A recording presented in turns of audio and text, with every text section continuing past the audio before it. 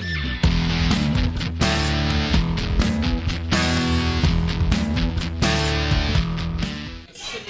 All right, what's up, everybody? Welcome to Wednesday night, the Eddy Live Show. It's wing night. I'm here with my buddy Mossy. Whoops, I spilled my beer. Great way to start. How you doing, brother? A lot better now that you gave me a pint. Pints solve everything, right? Drink pints. No, not war. Well, yeah? they usually lead to a lot of problems before they resolve any problems, and then you wake up the next morning with the shame the fear. You don't want to see anybody. That's true, yeah. But for me, it's not the fear of the fact that I might have done something. I just don't want to see anyone. Yeah. I just want to watch. Well, it's funny. That was like after my birthday night. Yeah. Okay. I woke up at like 7 in the morning after being out most of the night, and I was just like, all right, I'm watching Mortal Kombat on repeat for a few hours. I was watching Mortal Kombat. I was like, I want something cheesy. You take a 90s. nap, kind of sleep through a bit, and then you wake up and rewatch it, yeah? That sort of thing. I've done that with Cobra Kai recently, yeah? Oh, yeah. Season 3's coming out, right? Yeah, I just binge watched it in like 2 days, yeah. Oh, no. I learned not to do that anymore. Yeah. Oh, really? Okay. What's the secret? I don't watch much TV. One a night. Okay, one a night. Yeah, you think about it. Most TV shows one a week, but you still binge, but once. Yeah. One a night. That's what we're doing. Fringe at home at the moment. Fringe. Okay. You ever watch Fringe? It's like X-Files. Never even but heard better. of it. Okay. Oh wow, really? Yeah, it's like X-Files, but elevated and a lot better. I actually don't watch much TV because we're really busy. Yeah. And I have a daughter, so I spend a lot of time with her. And things that come up like Cobra Kai, I'll be like, oh, it's not going to be good. And then you watch like one episode, and you're like, watch another episode, and you're like, all of a sudden it's like 2 a.m. No, I think it's like, also the nostalgia for you, though, right? You saw the Karate Kid when you were a kid. Yeah, I was a kid, man. I watched the Karate Kid when the Karate Kid was a man. Oh, really? Yeah. Okay, so we're giving away my age here, yeah? Beauty, yeah. No, I did see it when I was a kid, yeah. Good show, though, brother. Yeah, good show. Good show. So, I got to start with the question of why the original... taxi driver the question. Taxi driver. I got to do it, man, I got to do it. Just in case people don't know. So, what brought you here originally? Scholarship.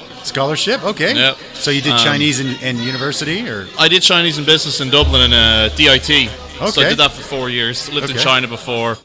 And I got offered scholarship for Beijing, the Tsinghua University, or to come to Taiwan. Okay.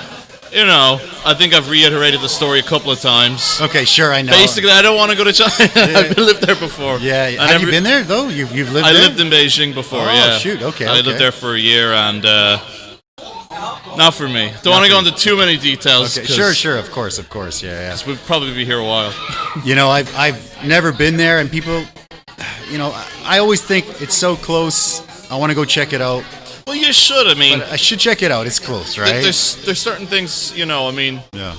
The Great Wall of China is probably one of the biggest disappointments. Oh, shoot. They have a bear pit. They had a bear it. pit. The touristy area is what I mean. Okay. You have like a tour where they bring you to the tombs.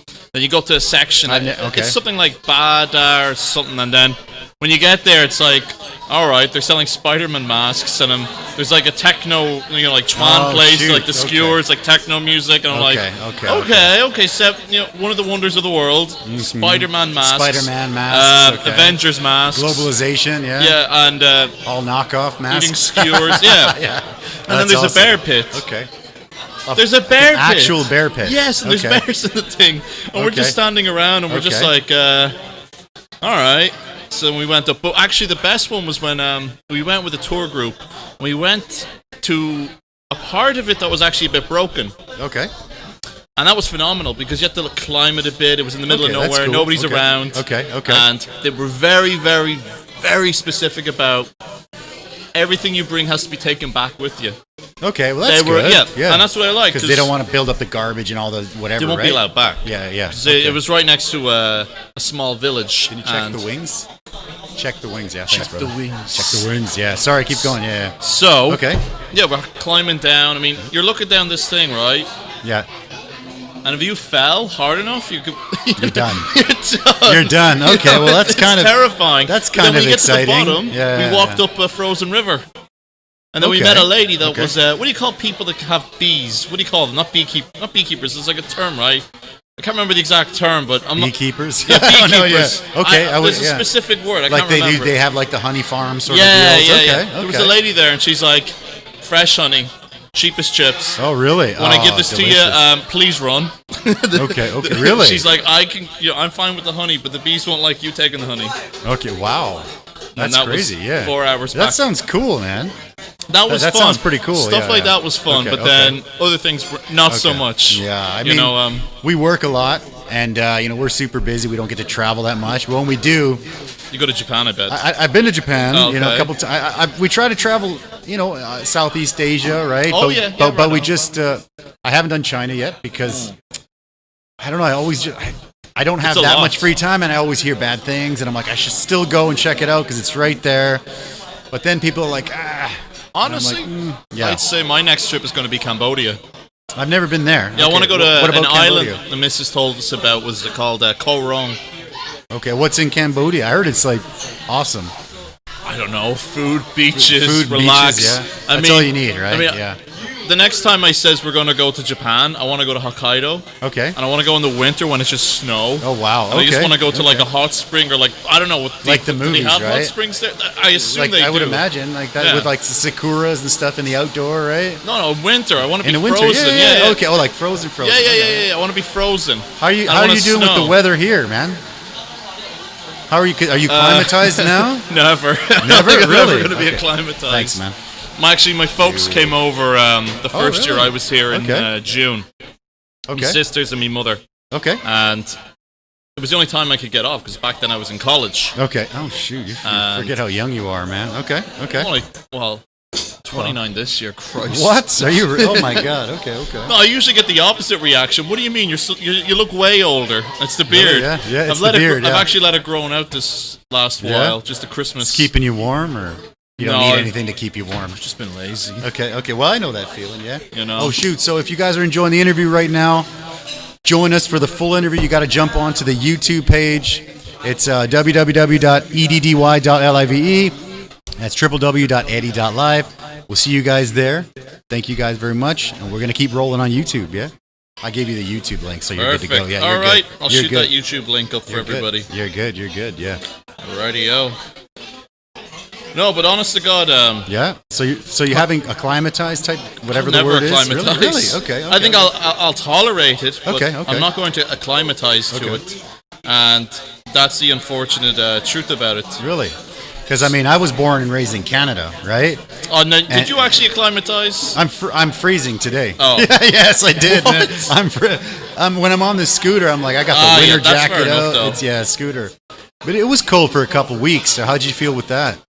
Here? Yeah, those 1 or 2 weeks of like whatever, 8 degrees, 10 degrees. It's like a bone chilling cold. It's not cold. Okay. No, not at all. It's actually quite enjoyable. It's enjoyable. You're not sweating all day. Yeah. No, I mean the thing is just that if there's a big gust of if you're in Shinju, right? It can be a bit cold if it gets down to those temperatures. Sure, okay. It's windy. Yeah, okay. The wind just wraps around the island and it hits Shinju. Okay. And my missus was living down there for a while. Okay. And I remember New Year's. Yeah, it was cold outside, but it's never going to be cold inside. Well, it's weird because there's no insulation, right? So it's kind of like depends what floor you live on, though. Okay. Now I've been to people's houses. Yep. And the tiled floors are essentially freezing. Okay. I'm trying not to swear. I'm sorry. Okay, that's cool. No, swearing is fine. No, I don't swearing is fine, dude. Are you sure? We're good. Yeah, we're fine. It was effing freezing. It was effing freezing. Yeah. And it's like, you should wear, not sandals, but slippers. I'm like, okay, slippers. Oh gosh, yeah. Okay, now I just have cold slippers.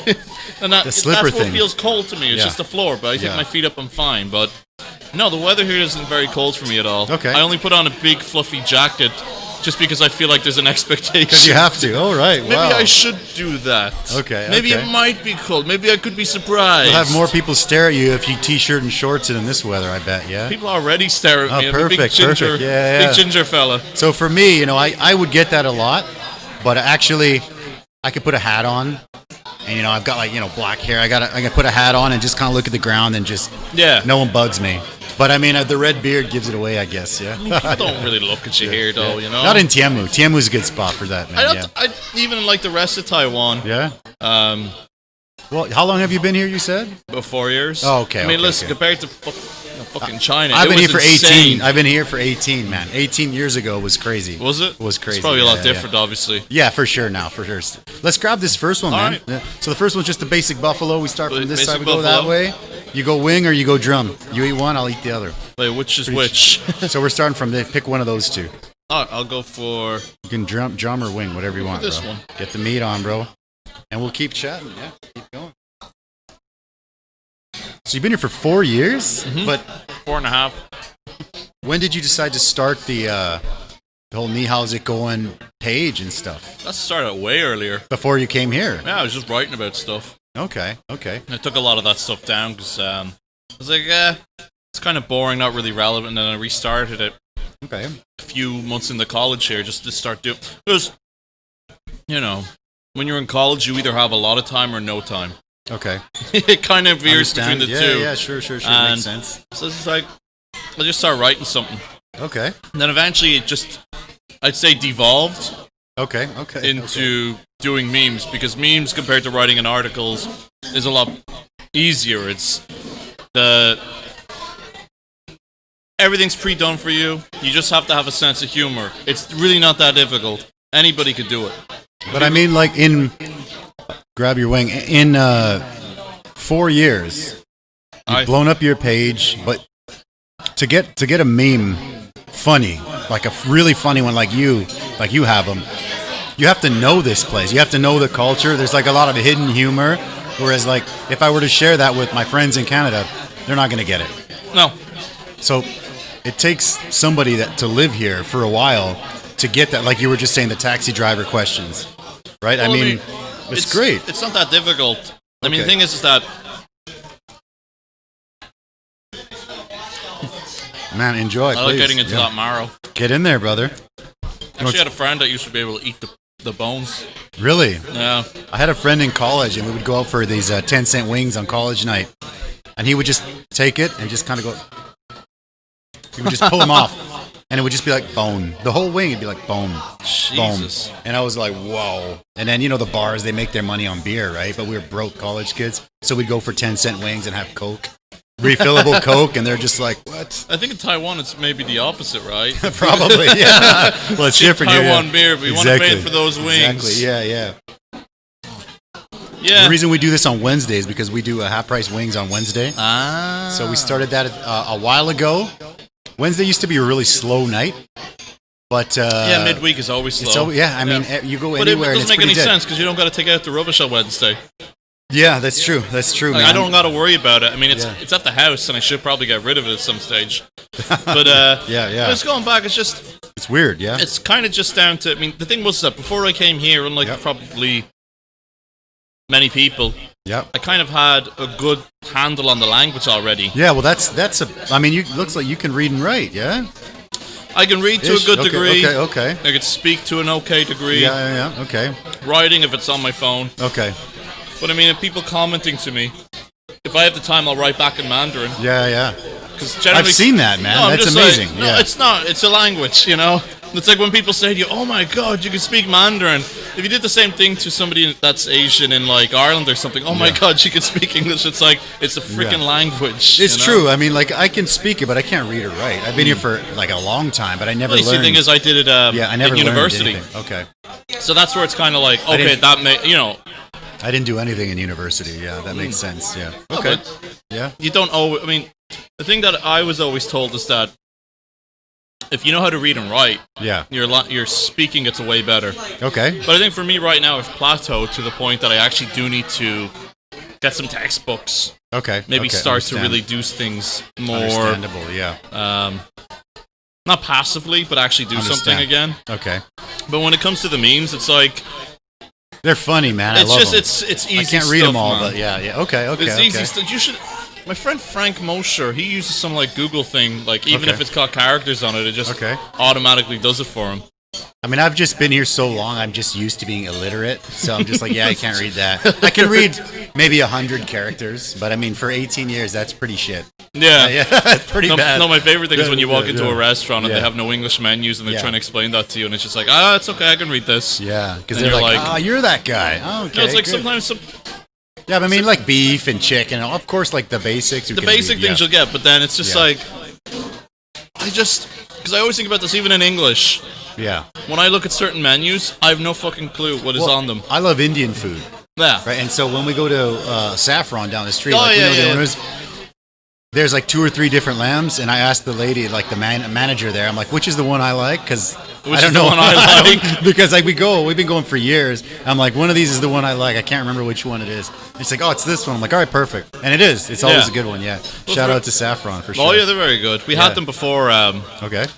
Actually, no, I remember we were in Thailand.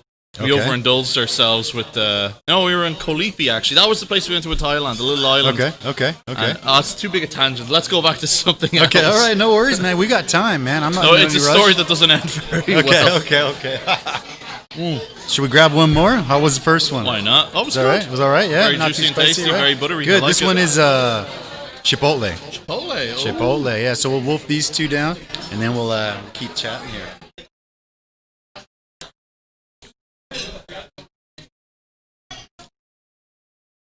Is there a big Irish population in Taiwan? Is there an Irish population here?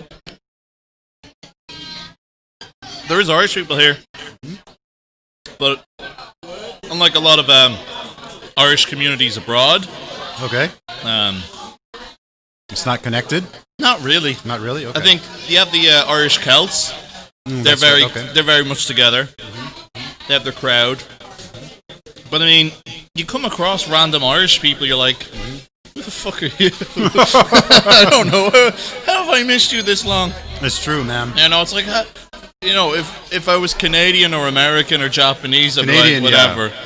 Canadians like everywhere. It's like when you meet another Irish person here, I kind of give them the look. I'm like, where are you from? Yeah. So it's like when someone says to me they're Irish, you're in like a loud like place. I'm like, calling bullshit a little bit. Yeah, like, all right. Where are you from? It's like, okay, sorry, I was being a bit aggressive there. That happens a lot, yeah, for sure.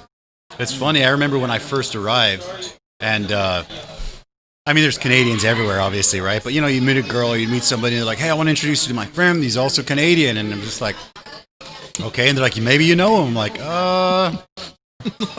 probably not, but let's, So we go out, and it's like a girl, and she's pulling me over to this other dude, and you can tell by his face and by my face, we're looking at each other like, Canadian, eh? Sweet. Cool. All right, take it easy, brother. Complete opposite for me. I'm like, what the fuck are you doing here? Yeah, for sure. I don't meet too many Irish people, so. Yeah, well, yeah. I don't think I've met a couple, but there's not very many. Yeah. It's like when I met Kieran, and was at Revolver one night. Okay. Just hear this big Nordy Irish accent. You could just hear. You can't pick him out in a crowd. You have to hear him speak. Or what do you think? Looking around. Yeah. It's that tall prick. He's Irish. I go, what about you? He's just like, and then, oh, shit. Okay. I had lovely. I did. It's off. Yeah, it's off. Yeah. Hi, what's up? Oh, I think we're having technical difficulties. Yeah, right, so cool. I ended up having a Saturday dinner with them, him and his missus, and who else? There's your man Michael McKinney and everything else. You had a load of people here, I know. Yeah, it takes a while to get to know all these guys, though, no? Or to find them? If I was in like the, the GA over here, like the GAA, Gaelic football in Ireland. Sure. They have their own thing here. Well, that's... sure, but like... Chris Walsh, right? Yeah, Chris Walsh runs, yeah. I went to college with him. Did you really? Oh, yeah. He's one of the 4 years. Few Irishmen that I know. He's a great guy. Yeah, we went to DIT. We did that course together in Chinese and Business. Oh, that makes sense. Okay. Yeah.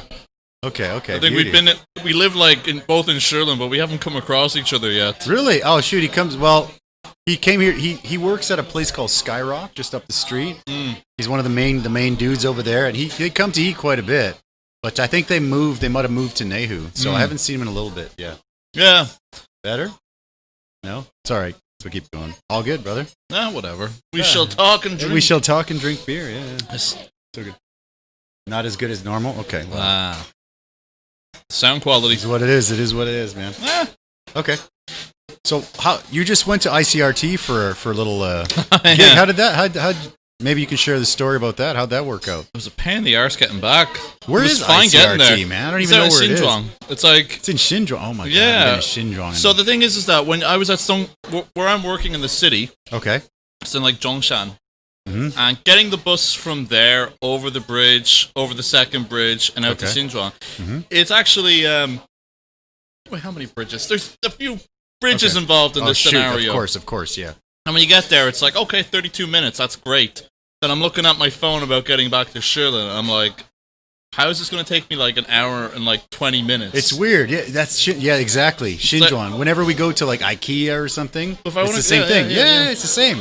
It would actually be quicker for me to go back to where I work and get the MRT from there than going straight back to Shirlin, which is actually more direct. It's weird, right? But it's the same with Sanchong and Shirlin. That's a kind of a weird area, right? Yeah, the bridge. There's no real buses that really go over that way that would go to where I would generally go in that area. Like we don't have a car, right? So we always borrow the family car when they're here, and we're like, okay, we're gonna go, and then we get there to like IKEA or whatever. 20 minutes, you're there. You're like, no problem, we're quick. But on the way back, we always get lost. We always argue. It's like the end of the day, so everyone's tired. Everyone's just snarky and pissed off and gonna kill you. We miss turns, and you're just like, takes an hour. It's weird. I don't know what it is. It always happens. Google Maps doesn't matter. It still happens all the time. Google Maps here isn't exactly the smartest. It's not, right? No. Yeah. Okay. Actually, no. We went to where was it? We went to. We were down in Hualien, and we were going up to this creek. Okay. Beautiful. Now it took us about. Your mom was saying to us, you should just like rent the scooter. It'll take you 15 minutes to get there. Yeah.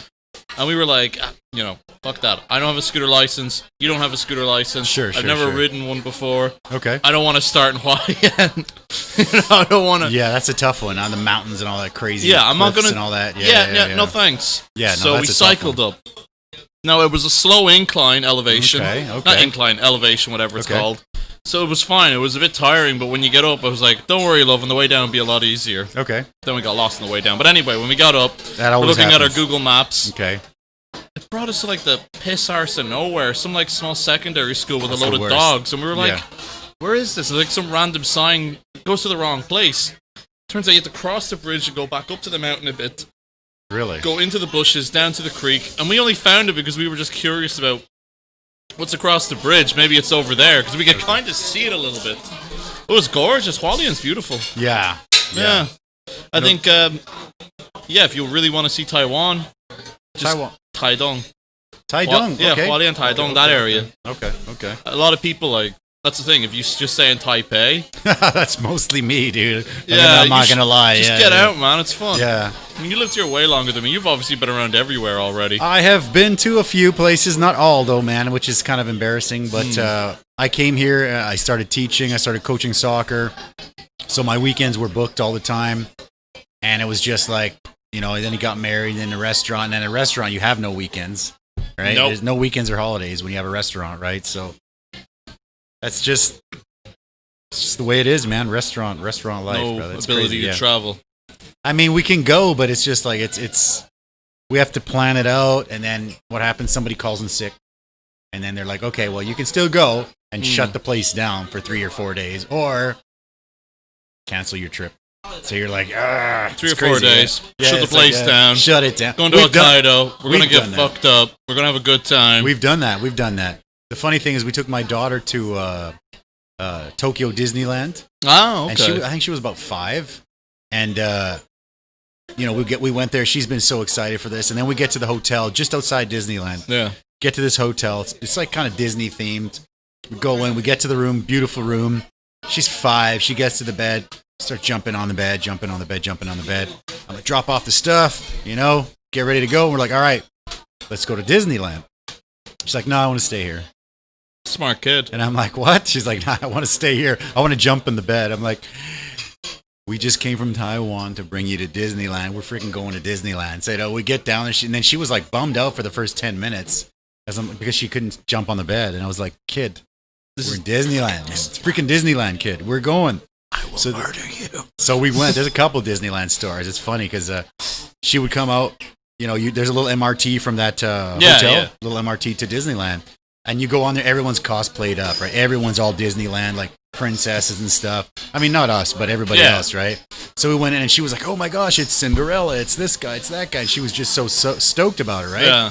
And then we get there, and then we see Cinderella, and then the evil stepmom and the stepsisters. I think there's 4. Yeah. 3 stepsisters maybe, or 2. Anyway, there's a total of 4 or 5 people. And she's, I mean, her English is good, but she comes over, she's like, "Can I take a picture with you?" And they're like, "Yeah," they're all like Japanese, they're gorgeous, obviously, right? So they're there, my daughter's going to take a picture of them. They're all like, "Yeah." And my daughter's like, "Dad, I can see Cinderella's nipples." And I'm like, "Let's go take another picture with Cinderella." Jesus. She probably tell her. She probably doesn't know. Yeah, she's just like, Yeah, so I was like, maybe wow. I should do something about this. Yeah, it's like, Cinderella. I went to Disneyland Paris and I saw Slash. Slash? Yeah, he had a cap on backwards and it said, "Guess who?" They were doing a gig in Paris at the time. Really? He was there with his daughter and this massive bouncer that looked like... Did you ever see the popsicles? And he had the hair like... Okay. You know the popsicles that are like the 2 ones that are together like this? Okay, yeah. And it's like one of those. A person like that. Big fucking fella. Okay. Disneyland Paris didn't like it. I've only been to Tokyo, man. I don't know. It's probably... It was pretty good. More well maintained, but the French one was kind of like... Jesus Christ, it was like 37 degrees. There was like a heat wave going on. When we had gotten there, it hadn't rained in something like 5 weeks. Okay. In summer, yeah. Damn. It was insane. There was some heat wave going on. And we're Disneyland, we're dying. It's absolutely hot. If you want to get the free water... Okay. You have to line up for it because everyone's obviously doing that. Okay, People are like cleaning themselves with it rather than going to a bathroom. That's crazy. And we're all, I wanted to pass out. Okay. It's like I didn't want to go on any rides. If I wanted to eat something, I'd have to eat like a... And the food's probably crap, right? Or was it in Disney? I had in Paris? Hot dog. Yeah. I was like, in Paris, you had a hot dog. This tastes like, like Costco. Fake. Yeah. Okay. What's in this? Okay. It's like it's either this or you have the rolled up sandwiches in a bag that are warmer now than you. Yeah. It's like, I won't eat anything then. Check this out. We got a couple. Who is it? We got Raul Garcia. You know Raul, right? Yeah. Thanks for dressing up, Mossy. Oh. What's up, Raul? How you doing, brother? We got a hello. I mean, maybe you can read the name, but yeah, there we go. We got some fans, brother. Live in a few minutes. That's you. I don't want to cut you off. I just wanted to say hi to Raul because Raul's probably watching, checking it out. Good-looking fella. What's that? He's a good-looking man. That is Raul, man. Yeah. He's Mexican, man. He has to be, right? No, yeah. Yeah. It's like, what was it? Crafted down in Magi Magi. Yeah. Love it. Yeah, that's Raul, man. That's his place. It's a good spot, man. It's good. He's doing well, I think. Yeah, he just had a baby. Did he? He just had a baby, man. Yeah, he's got a little baby. His baby's cute, too, man. He had a baby. He just had a baby. Well, he had a baby. Well, not him, yeah. Exactly. His wife just had a baby. His wife. Let's give credit where credit is due. All right, Laura just had a baby. All right, there we go. I know I'd be in trouble if I did that. Super cute baby, bro. Super cute. Oh, yeah? Cute. Oh, yeah. Shout out to Raul's baby, man. See you, Raul. Very cool. No, yeah, but like Disneyland, it was just... Yeah. It was okay. I mean, the French actually don't go to Disneyland. Okay, that's not surprising. They go to Parc Asterix. I don't even know what that is. You know, like the Gaulle cartoon of like... Oh, Asterix. Yep, Yeah, Asterix and Obelix or whatever. Yeah. They have a theme park for that. I remember that as a kid reading those comics, and Asterix would drink that like potion and he'd get super strong. Yeah. And like Obelix or whatever, the huge dude, he fell in it like the potion when he was a kid. So he's like he's immune. He's just buff, right? So that like was a great. Oh, they man. would go there. I haven't even heard that name in years. Yeah, dude. Parc Asterix. It's very nice. Wow. My uncle actually, back in like the early 90s, he worked on Disneyland Paris. So that's how we knew about the area and where to go and where to stay. Okay. And we went to the Mandarin of Meaux. Meaux. It's like the town next to Disneyland Paris. Okay. And he's like, they just used to go on the piss, have some Chinese food, go to work the next day. Okay. They were there for a long time, and then they all got to go on the rides for free. Oh, hey, that doesn't sound too bad, dude. Yeah. Except when we came back, we had to wait in the line for the rides. They weren't as fun for him, obviously. Man, to be honest, we actually when we went to Tokyo, my daughter hadn't registered for school yet. She wasn't in school, so we went like in like September during school time, midweek. And it was still packed. Still packed. I mean, every lineup, like, what is that famous Splash Mountain? Oh, Big Thunder Mountain? Something mountain, something huge, anyways. It's a 2-hour wait. Yeah, it's not worth it. And I'm like, yeah, I'm not going to wait for that, you know. So I was told my daughter, I'm like, how bad do you want to go on this? But you got the fast track, right? You have like two of them when you get there, right? So the fast track, we went to one of the hotels, and the hotels were like, so pick up your fast track thing in the morning. We're like, okay. So I know we went down about 8 o'clock, 8:30. And I'm like, can we get 3 fast track tickets? And they're like, those are long gone, dude. And I'm like, yesterday you told me to get them. And they're like, no, you got to get here at like 6:30 to get them. And you got to line up. It's great to tell you now. And I was like, what'd you tell me now, man? I'm only here for 2 days. Yeah, those are the only reason you get on a ride. Yeah, exactly. Yeah. So we went on a few rides. Not the best ones, but, you know, when you have a 5-year-old daughter, it was fun. We went on, it was fun. Yeah. I think it was called like Big Thunder Mountain and a few other ones. But like, nah, I mean, if I'm going to travel next time, it's either going to be to Hokkaido or to Cambodia. Yeah. And none of us are going to be traveling anytime soon anyway. Yeah, that's true. Yeah. Let's grab the next bad boy, man. This is made with cayenne chili peppers, man. Ooh. So it's getting a little bit spicier, right? So far, no problem, see, right? Won't we? Let's get another beer for you too, right? How was that? You want to try a different one, or you want to keep the same beer? I think it's fucking delicious. Get on the same one. Buana, can I get one more number 2? One number 2. Yes, thanks. Yeah, it's really good. It's getting there, like vinegar. Right?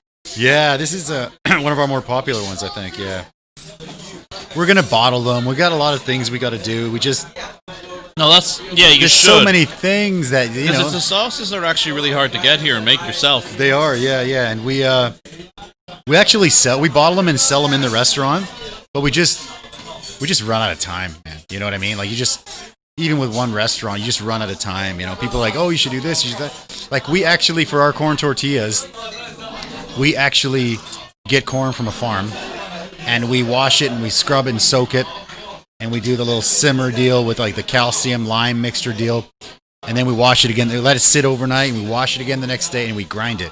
Like we make our corn tortillas from corn, and everyone, you know, people love them, and people are like, you should sell them, and I'm like, I know I should sell them, but you just run out of people, you know, you run out of hands, man. It's crazy. Well, yeah, especially you make something from scratch. Yeah. Ooh. Getting there? No, not yet. Check that out, bro. Maybe you can tell me a little bit about the logo. All right, so that's Hualien, and then that's also the Cliffs of Moher in Ireland. I just took the two together. I thought it'd be nice. That's a great picture, man. I love that. Yeah. I just thought like 2 island people, maybe get some of that going, especially because are there similarities in island people, island folk? Well, yeah, we were both colonized. Okay, well, yeah, okay. I mean, aside from that, yeah, okay. I mean, that'll do it. That'll do it, yeah. Okay. Yeah, I ordered it. Buana's got it, yeah. Yeah, the Irish, we also had a culture and a history of occupation, so to speak. Okay. As well as that, small island nations, we also have our own mindsets. Okay. Especially our place in the world. Okay.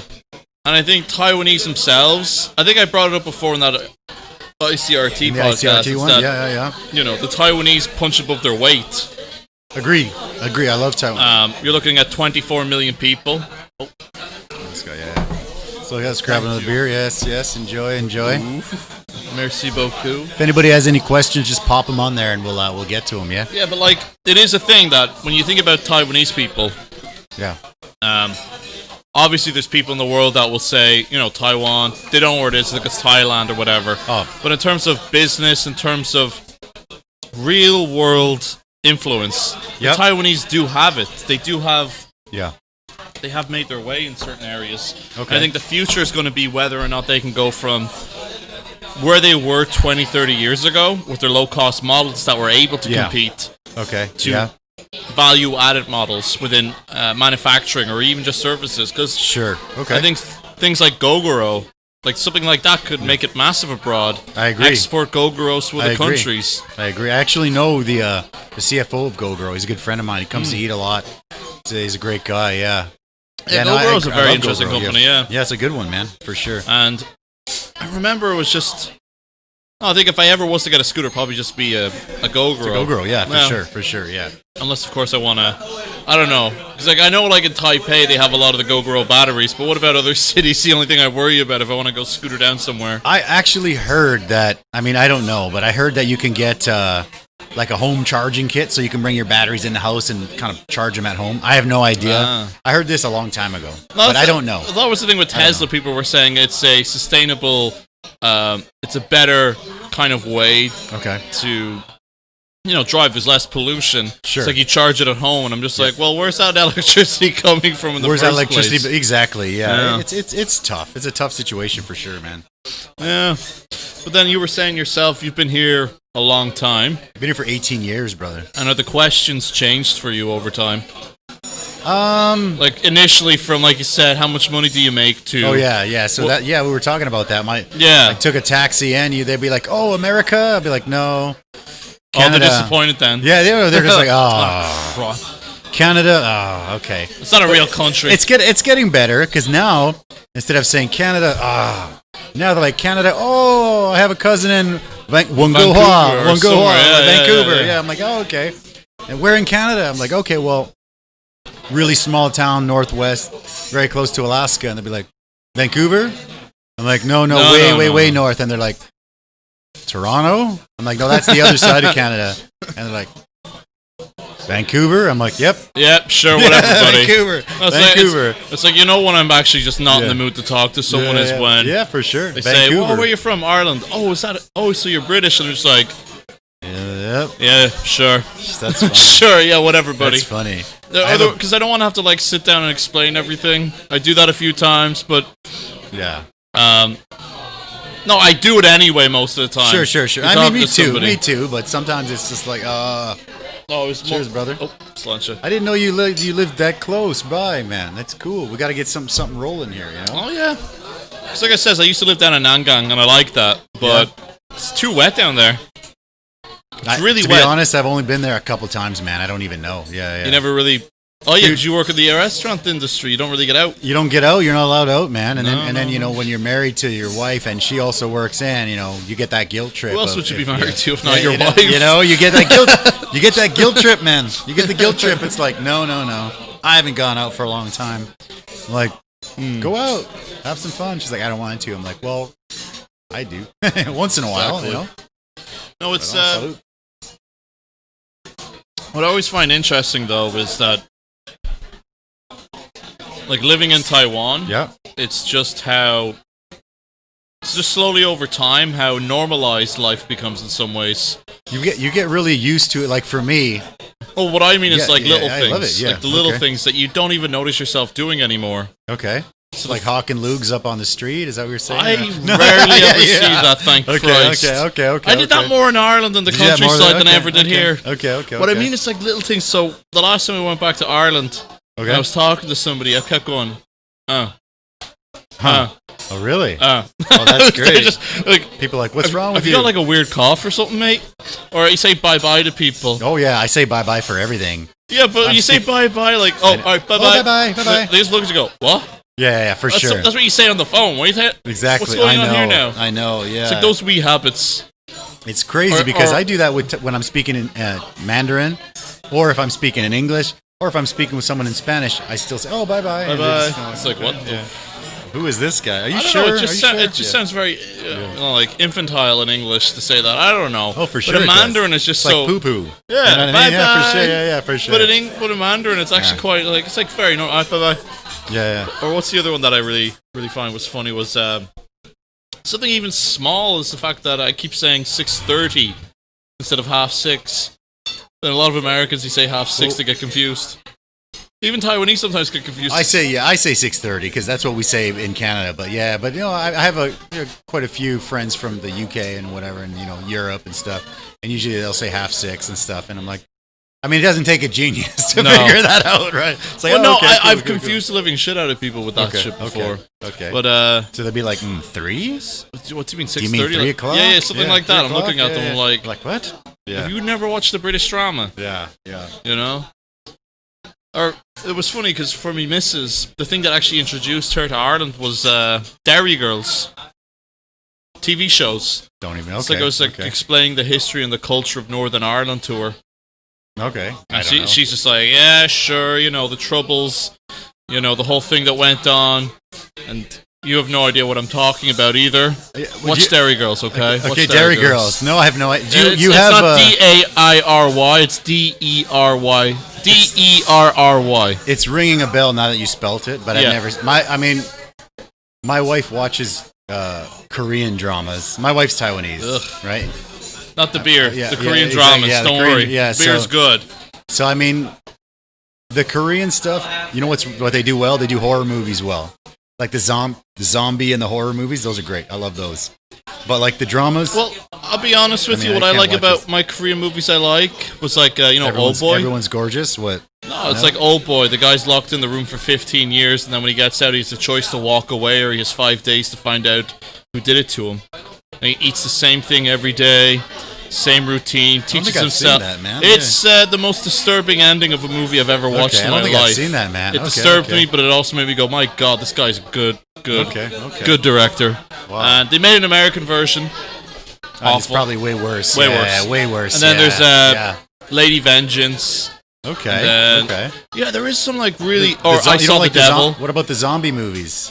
I'm like Train to Busan. bored of zombies. Okay. Like zombies is the whole idea of mindless nihilism in our modern society. It's just I'm sorry, it's been played out so much. Well, the first zombie movie I saw, like Train to Busan, is a good movie. It's a good movie. Yeah, it is. But I'm just kind of at the stage where if I saw another zombie movie, if I watched Zombieland's fun though. Funny. I enjoyed that. Yeah, they actually understand the humor and the joke. But if I see another zombie survival video game, if I have to watch another television series or movie about zombies, I think the original zombie movie that I saw was 28 Days Later.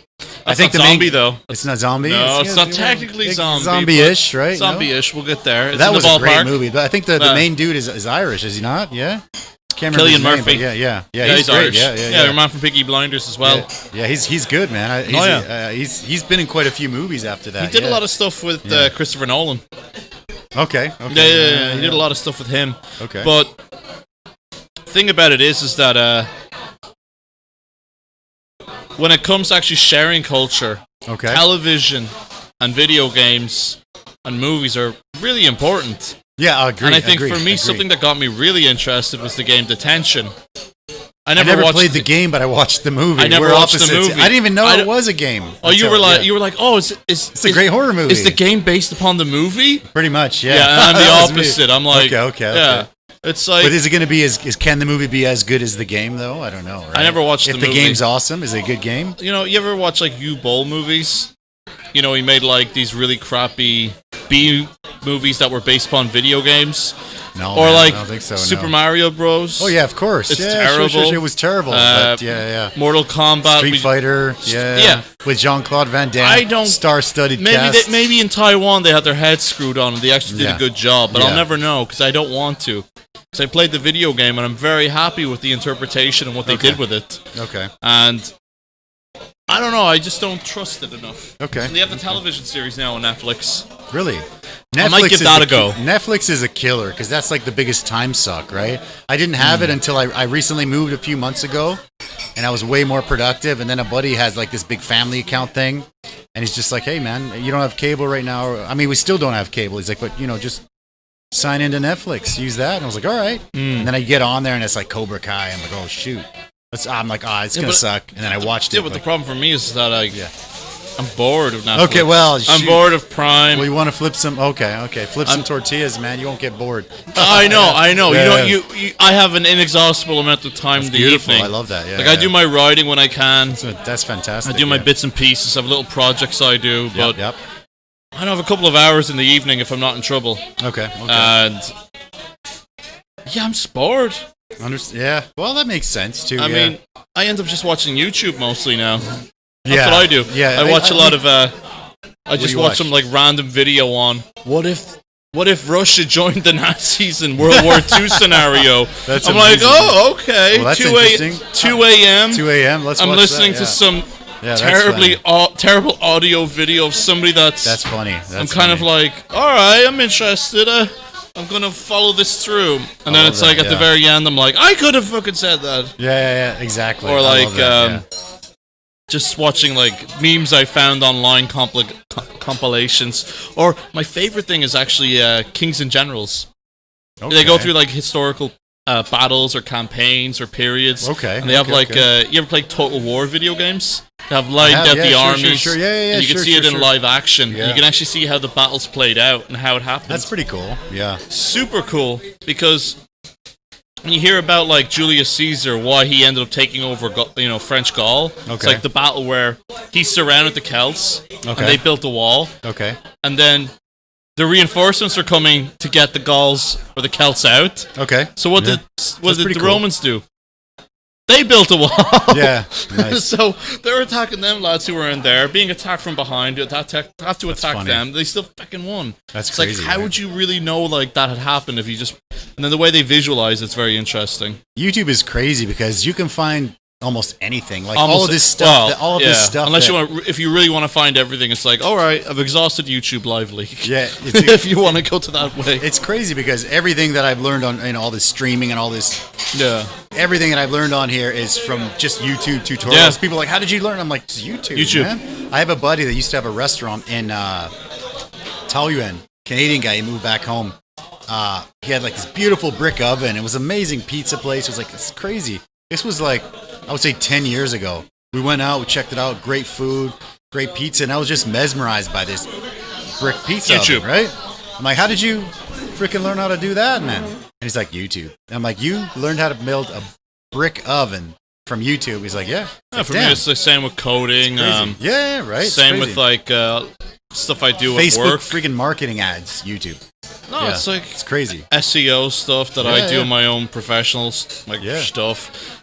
Everything's on YouTube. I mean, the truth about it is that a college education is just there for the diploma. You can learn everything on YouTube if you're focused enough. Yeah, for sure you can. Yeah, like everybody's like, you have to be obsessed with something. I think, like for me, trying to get this looking good. Well, unfortunately, my obsessions are more or less not YouTube. Every 1 minute of an hour is probably useful. The rest of it is just like, I wonder how long it would take to crush a can of Coke with the pressure of, living on Jupiter or something. Oh, shoot. And they're wow, I would really like to know that. Okay, a sponsorship, get through that. Like, you know what's actually amazing is actually having a subscription on YouTube now.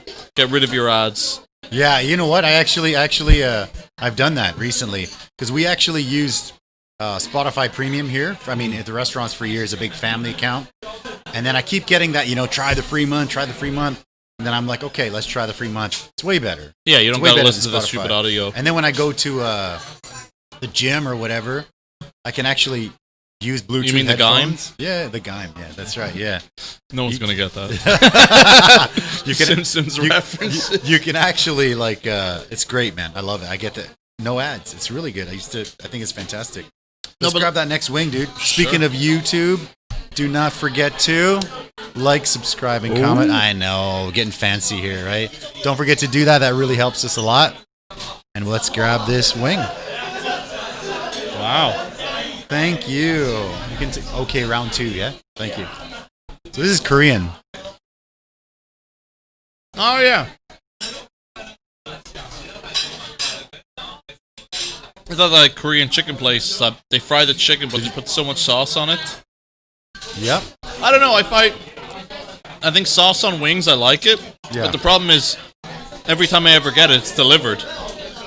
So by the time it gets there, the sauce has just destroyed the crunchiness. But other than that, it's usually quite tasty. This is really nice. There's a new one, right? Like,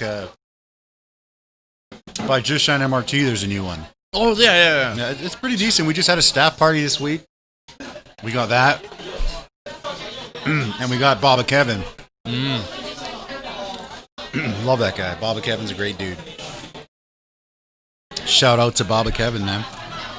The staff, I got a pretty good mix of Taiwanese and foreign staff. And I think most of, if not all of them, it was their first time trying like American barbecue. And they were just like, whoa, brisket, this is delicious. I'm like, yeah, for sure. Good stuff, man. I'm going to ask you about some famous Irishmen, and you let me know what you think. What do you think? We'll do a little. I wonder who's going to be the first one. Oh, hey, hold on. Let me get a picture here. All right, let me see. Who have we got? I bet it's Conor McGregor. Conor McGregor, yeah. You know. All right. You know that. Conor McGregor, right here, brother. Brendan Gleeson. Oh, yeah. There we go. Have you actually got his whiskey? I did. Hold on. Let me put that back on there. Yeah, bam. Jesus. We actually got. It's finished, or else we would have some. No, it's Irish. Yeah, there you go. There you go.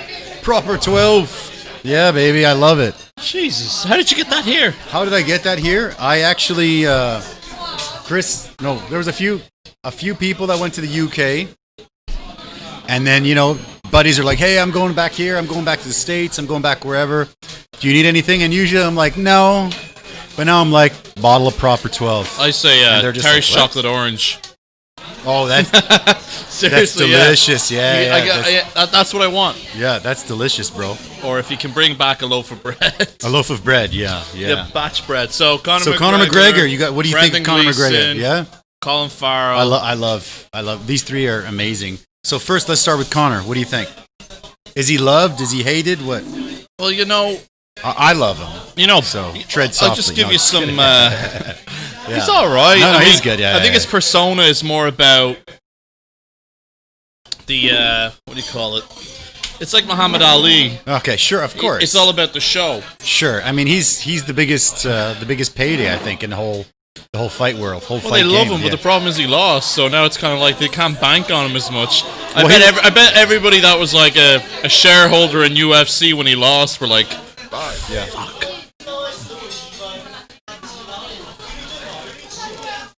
You want jalapeno or wasabi? You choose. Let's do wasabi. Yeah, thanks. Wasabi, eh? It's like a jalapeno wasabi mixture sauce. Yeah, so you try it. Let me know what you think. Let's do it. But yeah, once he lost, I think a lot of the UFC shareholders, I think he's all right. I mean, he's fighting again next. But have you ever seen his video 2 weeks? Yeah, where he interrupts the fight? I've seen all. No, but you've seen where it's like the schoolboys are fighting, and he walks over and he's just like, "You little bowsy!" He's like screaming at them. No, I haven't seen that. Have you ever seen it? It's just I don't think so. Yeah. Somebody with like potato phone. You can barely fucking see what's happening, and it's just like somebody getting their heads kicked in, and you just hear out of the corner just Conor McGregor shouting. I think I've heard that. I think that rings a bell for sure. Yeah, he's all right. I mean, is he loved in Ireland or hated? What do you think? Conor McGregor? Yeah. I think he's more liked than hated. Still more liked? Okay. I think some people are like, oh, he's a gobshite, but whatever. Sure, I mean, listen, he went from going on from social welfare. 5 years later, fighting Floyd for $100 million. Man. Yeah, so regardless as to what you think of the man, he put his mind to it. Obsession turned into passion, which turned into results for this fella. One of my favorite people, man. I don't really have a huge opinion about him. It's just... Yeah, not a big fight fan, yeah? Yeah. It's the spectacle I would go for, not so much the fight. Sure. I mean, the Aldo fight was a big disappointment, to be honest. That was. I mean, but what about the Floyd Mayweather I didn't even fight? watch it. I was like, this is a joke. That fight was crazy because it didn't make sense. No, I know it didn't make sense. He basically talked his way into fighting Floyd. Yeah. And he basically... I mean, I had 2 restaurants at the time. Both were full. We'd have people call me.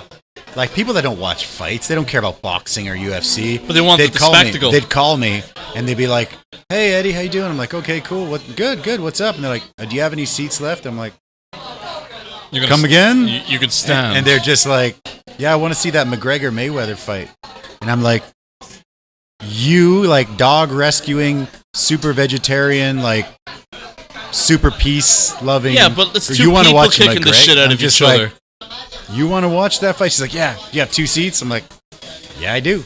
Sure. Come on down. Yeah. It was crazy. Crazy. In Ireland, they started saying there's a new measurement of time called an Aldo. It's 13 seconds. Oh, I like that. So little jokes like that. But I mean, Conor McGregor's grand. Like, what about Fook the Mayweathers?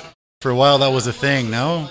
I have some Irish friends that honestly, would just tell me about I that, didn't really care. I live here, Yeah, it's true. It's like... That's when people ask me about Canadian stuff. I got no idea. The only way I really keep in touch with what's going on in Ireland is actually through Irish Simpsons fan page. Okay. Because despite the name Irish Simpsons, it's basically 120,000 people, most of which aren't Irish. Okay. And it's very Irish memes with Simpsons stuff. I think I got a couple on here for you, man. That's Jesus. Good. Yeah. And then the other one is Reddit. Okay. Those are the only 2 ways. If I watch regular news, I just get depressed with all the COVID going on. Yeah, no, I think I've got speaking of that, I've got one for you right here. Boom. Oh, yeah. That's yours, yeah? Oh, yeah. I can read most of that, but not all of it. It's freaking good, man. I love that.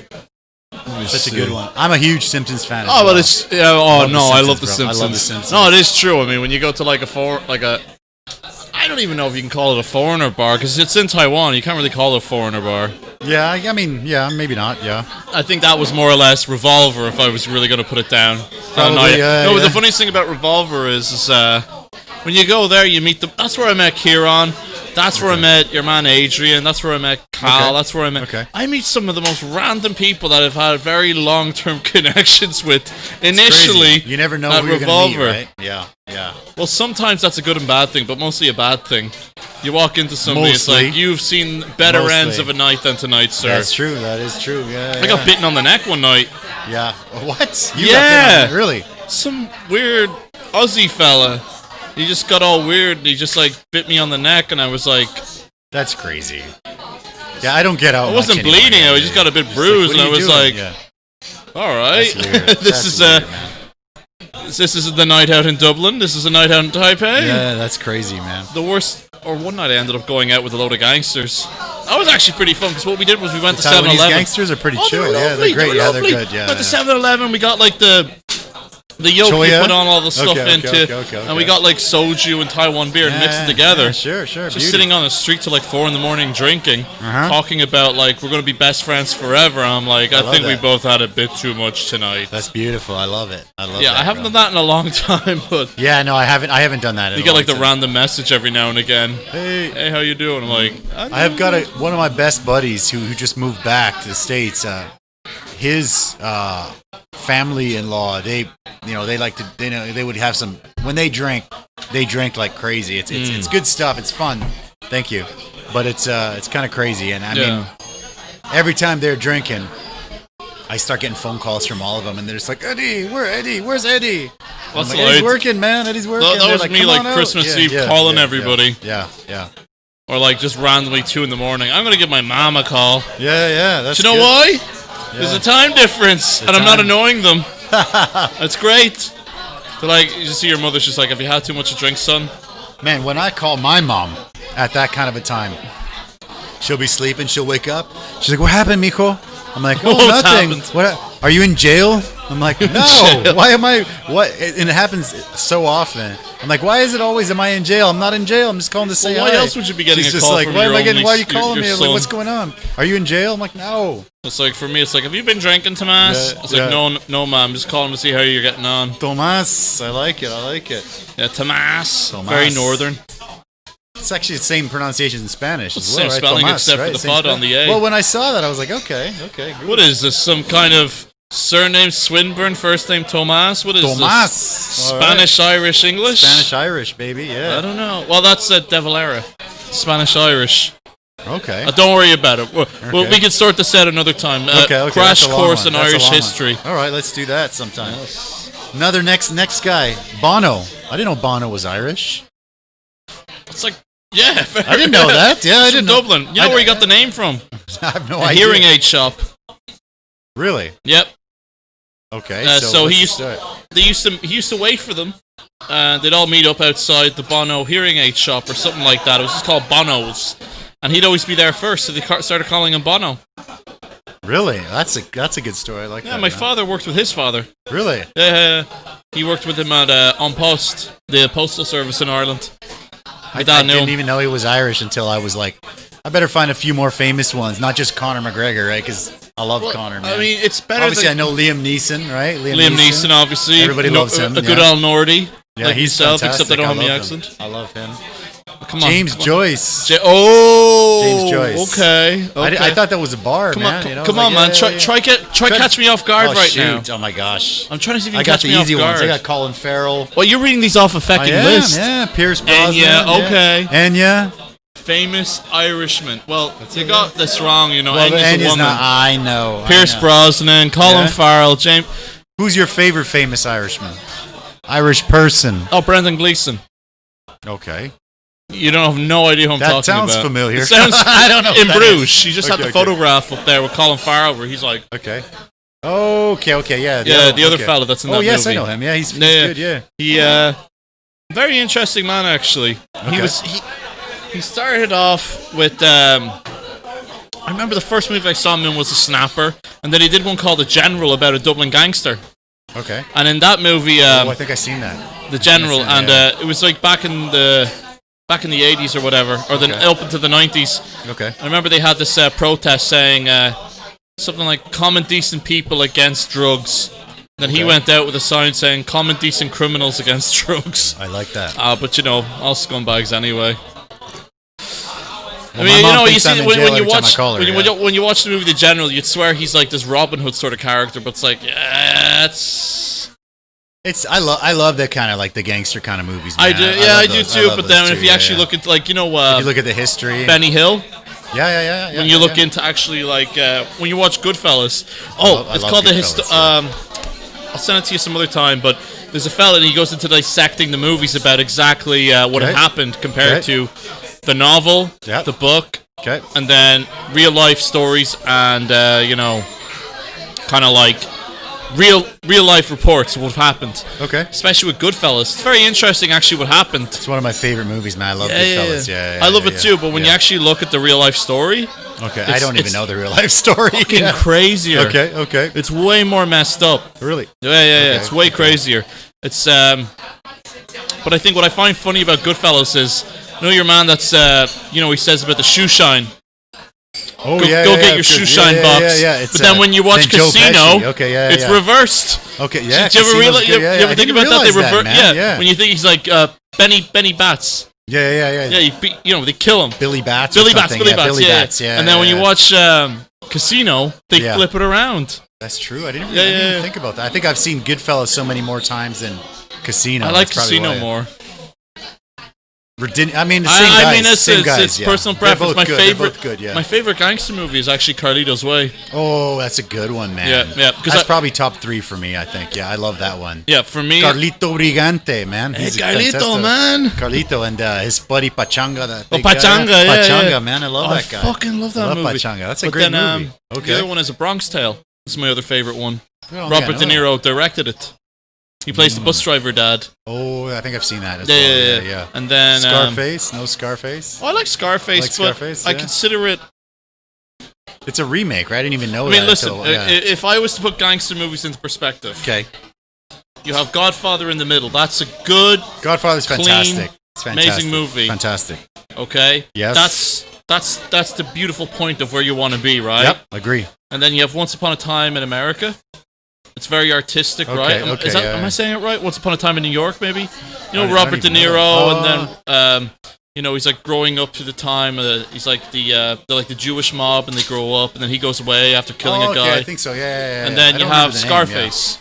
It's like the two. Scarface is the extreme of like. Yeah. Well, it's like artistic versus like super 80s sort of gangster. Music's fantastic. Yeah. Oh yeah, it's like I love it. Playing Vice City again for me. Exactly. Yeah. Actually, I wasn't allowed to get Vice City. They had an actual game, PlayStation. They had like a Scarface video and it was good because it's like, what if he didn't die? What if he didn't die? Yeah. It's like they just called me Grand Theft Auto. The Diaz brothers, man. It was good. Who was the guy that was like Nacho? Oh man, which one? Let me know what you. What's it Nacho called? Contreras El Gordo.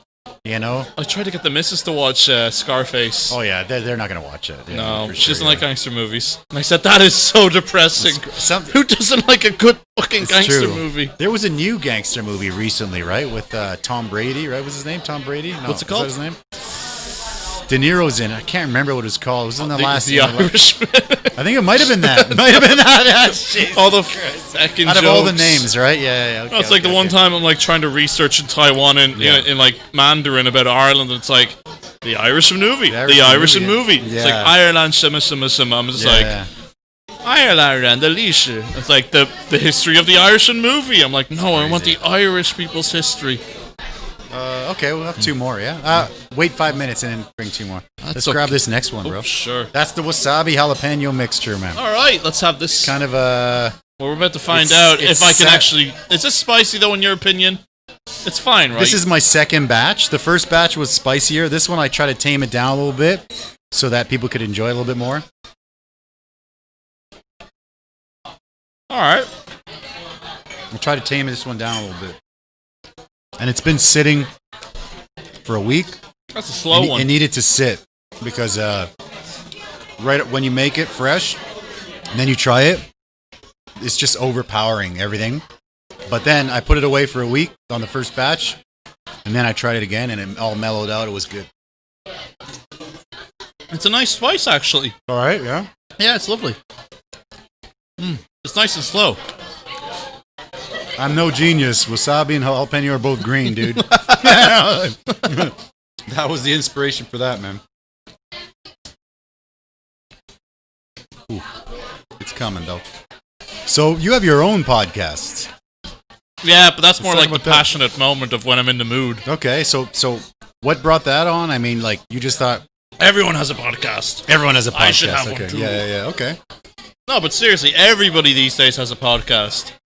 Yeah, there's definitely a lot of them out there. I mean, Taiwan is even blowing up with podcasts, right? There's more and more popping up. Yeah. I got mentioned on a podcast and someone was like, dude, you're on here. I'm like, all right, 5 seconds, it's great. Hey, there you go. But, what do you call it?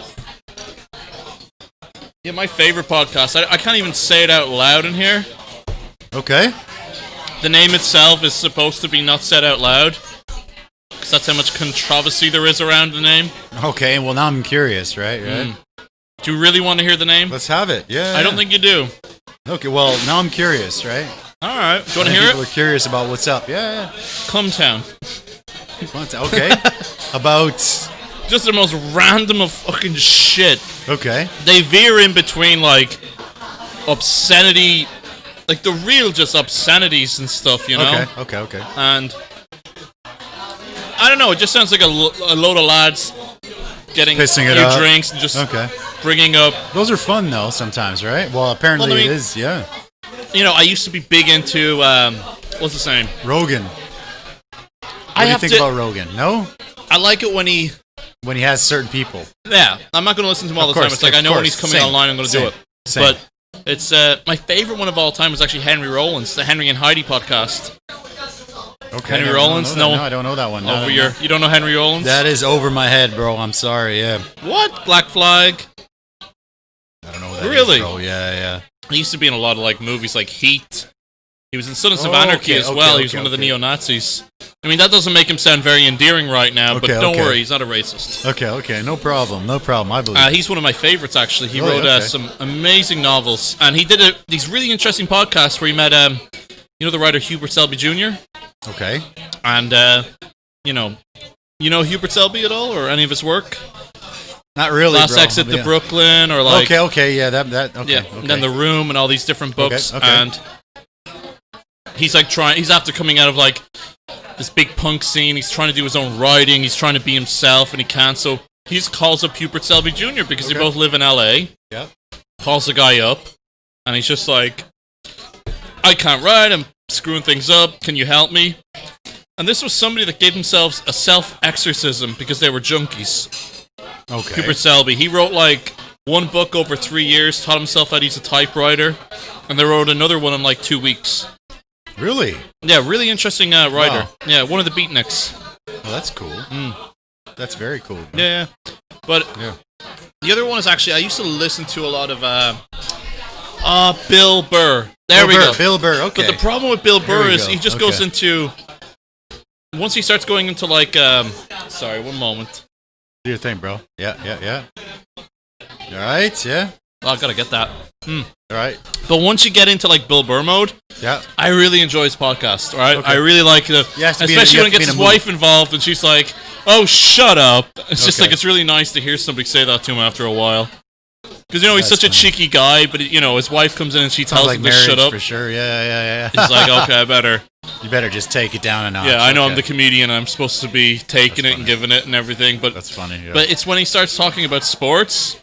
Okay. Yeah. I'm like, oh, the Patriots or this or the Knicks. I'm just like, all right. Then you're lost. Yeah, exactly. Yeah. Even if it was like, European sports or something I'm more familiar with, I'm not listening to that. I want to hear like someone's opinion of American football. I want to hear stories. Yeah. Okay. Yeah. It's exactly. That's what I like podcasts. I love a good story. Yeah. It's a good story. Yeah. Exactly. And I mean, same for me. I mean, like for me, I grew up playing soccer, football, right? Played that my whole life, coached it my whole life. Coached it here. It's great. The games are at like 2, 3 a.m. here, so I don't really watch anymore. No. I don't watch anymore. It depends, because some of the Premiership games are at 8:30. Yeah, sometimes. And the problem is it's on a Sunday as well. For me, I don't want to... Yeah, I'm the same. I'm like... It's actually the worst for like the... You know what I really like? I really used to enjoy going down. Day drinking is actually my favorite. Oh, you got to watch UFC for that, man. Yeah. Okay. So I would go if I was in Dublin or Ireland or out in Kildare and Clane with me owl lad. Yeah. It's being able to get up Saturday morning, have a bit of food, watch a bit of telly, do this and that. Yeah. Head down to the pub about 12 o'clock, 1 o'clock. Day drinking is fun. Get one or two into you before the match starts. So Gaelic football or hurling. Sure. I don't even fucking care. I'm not following anything on the league tables. I'm just watching the sport and I'm enjoying the spectacle. I know the rules. And the atmosphere, right? Of the people. Yeah, you're with people, you're enjoying it, you're with... And, after the match, you have a few more, have a few garbage, have a bit of crack. It's 4 o'clock. All right, I'm going to get home. Take a bit nap. early. Take a nap. Bit dinner. And then it's like a second day, right? You wake up after your nap and you're like, okay. That's brilliant, usually, but you can't really do that here because there's not a lot of day drinking options in Taipei or in Taiwan in general. Got to get into the UFC, Club 7. Bro. Okay. Club 7, sure, but okay. Actually, I remember hearing a story about the World Cup, not the one that happened there last year. Okay. No, sorry, 2 years ago, right? Okay. It's been 2, I think. Yeah. What was the one before? It was 2014. One of my friends was saying to me, because I wasn't here, obviously. Okay. He's saying to me, the 7-Elevens were playing the matches inside the 7s, right? There was some kind of promotion. Probably. I mean, I showed them at my restaurant. So some of the 7s were playing them, and apparently some people were like apparently going up like some foreigners were like, "Hey, can I get a tab?" Yeah. Can I get a tab in a 7? That's funny. That's not surprising. Like, that's not surprising. Yeah. Excuse me, may I get a tab at the 7? And they're just like, what? Yeah. Dude, there's some 7s have like there's like an ATM right there. Yeah, it's crazy. No, they buckskin in that. Yeah, buckskin. Yeah. No, it's all right. So buckskin. It's not the best, I think. I think UFC, brother. UFC Sundays. They start at about 10 a.m. So by noon, you got a good buzz. Where can you watch that here? I watch them all here, man. We watch all the pay-per-views. We watch them here. Well, that's a good thing because they're only it's a good thing. Yeah, you can stumble home. It's a good one, man. We got a good crew that comes out. It's not popular in Taiwan, so we've been building it up. What is popular in terms of sports is kind of like the spectacle. I think basketball. Yeah, I can never get into basketball. Well, baseball is good if you're drunk. Live is different. If you go to watch them live, it's nice. But if you're watching it on TV, me neither, man. I can't get into it. How was the wasabi wing, man? Was it spicy or? No, it's delicious. Okay, good. Yeah, it's perfect. Keep going then. Yeah, let's grab the next one. Yeah. It's the good. It's the good. It's like the happy medium. Okay. Yeah, I like it. Okay. So this is similar to the cayenne one we just had, but it's bird's eye instead of cayenne. Bird's eye is like the little Thai chilies. I thought you were talking about bird's eye, Not actual bird's eye. That's real Mexican style. Man. I thought you were talking about the bird's eye frozen dinners. We call them bird. That's what I thought. It was like bird's eye. Bird's eye is. It's funny because I just call them like red Thai chilies. Yeah. But actually, they're called bird's eyes. They're called bird's eye chilies. Huh. Apparently, I didn't know that until actually Googled it. They don't like bird's eyes. I do not know, man. I do not know. So we learned something. Yeah. All right, well, there you go. Get in there, bro. Let's get in here. These are definitely gonna. Actually, I got Anaheim peppers there recently. Really? From a morning market. That's surprising. They weren't spicy at all, but No, they're not. But those are the ones you're supposed to stuff, right? Well, no, they tore right through me. Okay. Yeah. Well.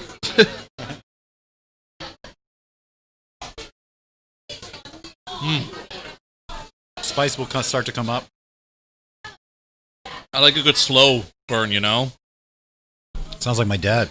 No, yeah. Fucking hell.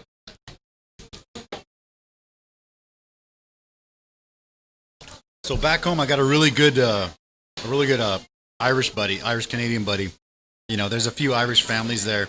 They're all related. No, they. I remember we all went out. We were drinking. No one met any women, so we ended up walking home in the snow. And then about halfway home, the two Irish guys, uncle and nephew, they're just like, you know what? Fuck this. They start pushing each other. They start throwing fists. And I'm just like, what are we doing, man? And they're just like, we're Irish. We just want to fight. And they were literally going at it, like scrapping, punching each other in the face. And I'm like, you're the only Irish people I know. Is this normal? And they're like, oh yeah, it's normal. So now I'm asking you. No. That's not normal. When you grab your buddy, you're just like, at the end of the night, you're like, fuck it. You grab your buddy and you punch him in the face. You grab your family member and punch him in the face. And I'm like, okay. Is this normal? And they're like, yeah. I'm like, all right, cool. Not really. Okay, well, that's no. I mean, well, the stereotype, the fighting Irish, and I don't know. What is this? This is horchata. It's nice. You see, I don't usually like coconut. It's actually not coconut. It's actually tastes like coconut. It's rice water, vanilla, sugar, cinnamon, a little bit of like a milk and stuff like that. Yeah. Oh, lovely. It's horchata. No, I mean, it's horchata, and yeah, it's a pretty Mexican drink. All right, I need a wee bit of milk. I was like, wow, okay, you're doing well, dude. Damn.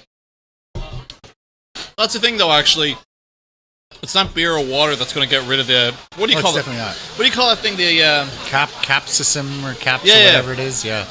Because it's oil based. Yeah. But whenever I get it on my hands, I put olive oil and just rub it out. Really? Olive oil? Yeah. Okay. It stops the burning after a while. I actually, I mean, we cut chilies all the time, and I was raised cutting chilies, no problem. Never wear gloves, no problem ever.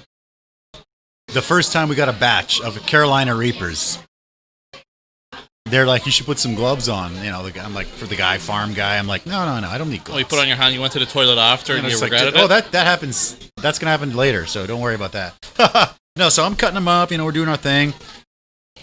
I got this big, pot. I'm kind of like, rinsing the peppers. I stick my arm in this big bowl, rinsing the peppers. No problem. And I went home. Everything's okay. Take a hot shower before bed. And then all of a sudden it was just like, wow. My arm was like on fire, dude. I was like, damn, okay. Jesus. So I went to bed. And I'm like, all right. My arms were just like burning. Oil. Carolina Reaper. Yeah. Well, what I usually do is... Yeah, I don't know. I just took ice packs and put them on my arms. And I'm like... Did it help? It numbs your arms a little bit, enough for you to fall asleep. Numbs your arms and then the next day, you're like, okay. But for me, that was the first time. Because, we cut habaneros and we cut that all the time. No problem. Never had a problem. But I had a problem this time, yeah.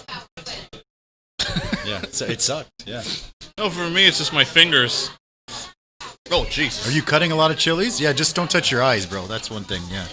No, sometimes people rub their eyeballs, and I'm like, excuse me, I need to go use the toilet. Yeah, do you? Yeah, go ahead. Yeah, sure. No, if I want to touch my balls. Okay, well, that's true. Speaking of which. Yeah, do your thing, brother. Yeah, just one moment. No problem. Yeah. So what do you guys think? If you guys have any questions for the man Mossy, let us know. And if you're a first-time viewer, do not forget to check it out. Boom. There we go. Leave a like, subscribe, comment. We're having a good time here. We hope you guys are having a good time. Also, in the comments below, let me know if there's anyone in Taiwan. We can do Mandarin podcasts. We can do English podcasts. If there's anyone that you want to get on the show, or maybe you think you've got a story to share, hit me up in the comments. Send me a PM. Whatever. It's going to be good. Oh, that last one was spicy. Shoot. I was looking forward to having some whiskey. But we're doing beers tonight, which is cool. We actually are also on Instagram. Check that button out. Boom. We're on Instagram as well. And I just recently joined Twitter. Fancy, right? Oh, horchata. Need some of that.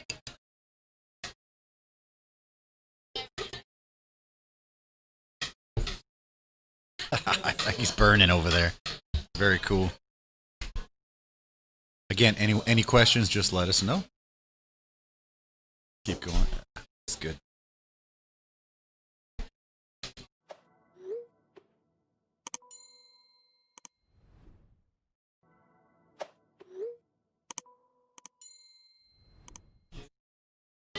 Nice animation. Hey, thanks a lot, man. I appreciate it. We actually got these animations set up from a company called Creator Set. And, you know, they helped us a lot because I don't know how to do that stuff, you know. So you pay a company to do it right. I believe that's the way to do it when you're running a business or something like that. I think you should find someone that knows how to do it, pay for their service, and you're good. That's what I did with Creator Set. And yeah, check it out. I'll show it to you one more time. Boom. Leave a like, subscribe, comment. If you do that stuff, it actually helps the YouTube algorithm to show these videos to more people. Getting them likes. Yes, please and do, comments. Man. If you know what, subscribe, hit that bell for further notifications. That's exactly right, man. Every other YouTuber I've ever heard online. Like everybody, I have a daughter, and she started watching YouTube. Maybe she was like 4 or 5, and I mean, she would say things like, "What's up, guys?" Before we get started. What's up, guys? Yeah, she would say that. She's like this 4-year-old kid. I mean, she's 8 now, but she'd be like, "What's up, guys? Before we get started, don't forget to like, subscribe," and but she'd go on this like spiel thing, and I'm like, "Where did you learn that?" Smash that like button. Smash that like button. I actually, what I it's crazy. find more sincere is when they say it at the end of the video. Yeah, for sure. Yeah, I mean, I have to agree. I always forget to do it. I mean, I got these animations sorted out because I always forget. Oh yeah, I'm just chatting, dude. I'm like, I'm having a good time. Bingo. I'm just like, oh, here you go. It's like, here we go. There you go. Boom. Yeah, there you go. The worst thing I hate about some YouTubers is overproduction. Okay. So, am I bordering that? I think I'm not at all. Not at all, right? Good. Not at all. Yeah, overproduction is like, I find it actually. I think there must be a lot of Taiwanese YouTubers that are definitely working with some sort of TV stations or some sort of organization. For sure. They all follow the same pattern. They all follow the same quirks. They all follow the same overreaction. The whole shouting and screaming, and then I don't know. And it's the same with a lot of like newer YouTube that's out. I mean, I used to like the whole H3H3 back when that first came out. You don't know. I don't know what that is. Don't worry about it. We'll get you up to date. But basically, they did their own podcast, and the problem was they couldn't edit themselves anymore. So when you're on a podcast, it's you. Yeah, for sure. Yeah. You're friggin' here. Yeah, you make a mistake, you let it slip. That's out there, right? Yeah, of course. So for them, it's like this was a fella that was a self-confessed having, some mental illness. All right. He had some problems, as we all do. Tyson Fury did that on Rogan, for sure. Knock wood. We ourselves will hopefully, And it's like, the whole point of him doing the videos is that you can edit yourself. You can always make yourself funnier in many ways. It's like editing skills. If you do them right, you can make anything funny. Sure. It's like when to cut a part of a video and when to add to a video.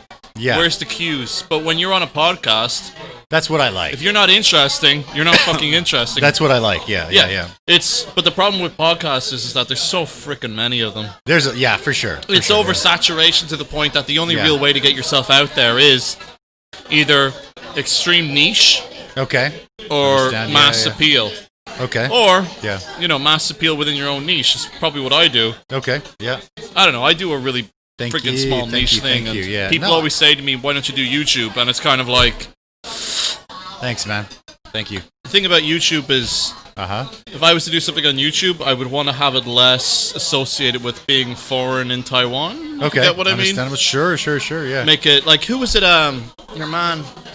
He did some videos recently. I shared them, and he actually just messaged me recently too. They went traveling around abandoned islands around Taiwan. I didn't even know there were abandoned islands. That's pretty fascinating. Cool. It's like you have this one island, and there's 5 people on it now, and they're paid by the government to make sure they still have electricity for themselves. They keep a generator going. That's not a bad gig, man. Yeah, but 5 people on an island without a pub. And then the barman, if you get barred, there's nowhere else to go, sort of a gig. If there was a bar. That's true. That is true. I'm just sitting there. I'm like, I bet that's the first thing that's going to pop up, right? First business is going to be a bar, right? All right. No, well, not when you're in Taiwan. Well, maybe not in Taiwan. Yeah, that's true. That's true. That's true. I was just watching these videos. I'm like, Jesus, you've this foreign guy, and you'll definitely know who this guy is. Okay. And I'm not just going to throw out the names because I'd rather put out the video content. I'll shoot it over to you. Sure, please do. I'll share it. Yeah, definitely. Fascinating. And he did some other stuff about driving up during typhoons and stuff. And I like that sort of content. It's that. That's why I went away from like the name of like Taiwan the Adolga or something like that. Taiwan the Ireland. I think it's a bit better because you're Irish. So it'll be associated as foreign. But I think what was real good content in Taiwan from foreigners is when the shtick isn't that you're foreign. The shtick is that you do good content. Sure, of course. And if you do good content, of course, yeah. It's content that's not just going to be viewed in Taiwan. I agree. I think that's something that I generally would think if I was to make content, it would need to be something a bit more general. Okay. And the backdrop is the fact that, yeah, I live in Taiwan, but here's a topic of discussion or something interesting to go into. Understand, yeah. And I think the YouTubers here that do that. Sure, I agree. Yeah. I think it's funny because people always talking about YouTube, and it is saturated for sure. But big time. But the thing is, the thing, if you're doing good stuff, I think it's okay, right? I mean, there's like I watched this one Rogan episode. I think it was a month ago or 2 months ago, and he was like, they're talking about how many YouTube channels there are and blah blah blah, and he's like, Jamie, pull that up, and there's 31 million in the world. I would think would be way more than that. Is there channels or users? Because a user has a channel. They said channels, right? So we're like, okay, cool. And then he's like, hold on, Jamie, pull up YouTube channels with 1,000 or more subscribers. And it was 71,000. Yeah. Like, it's a huge drop.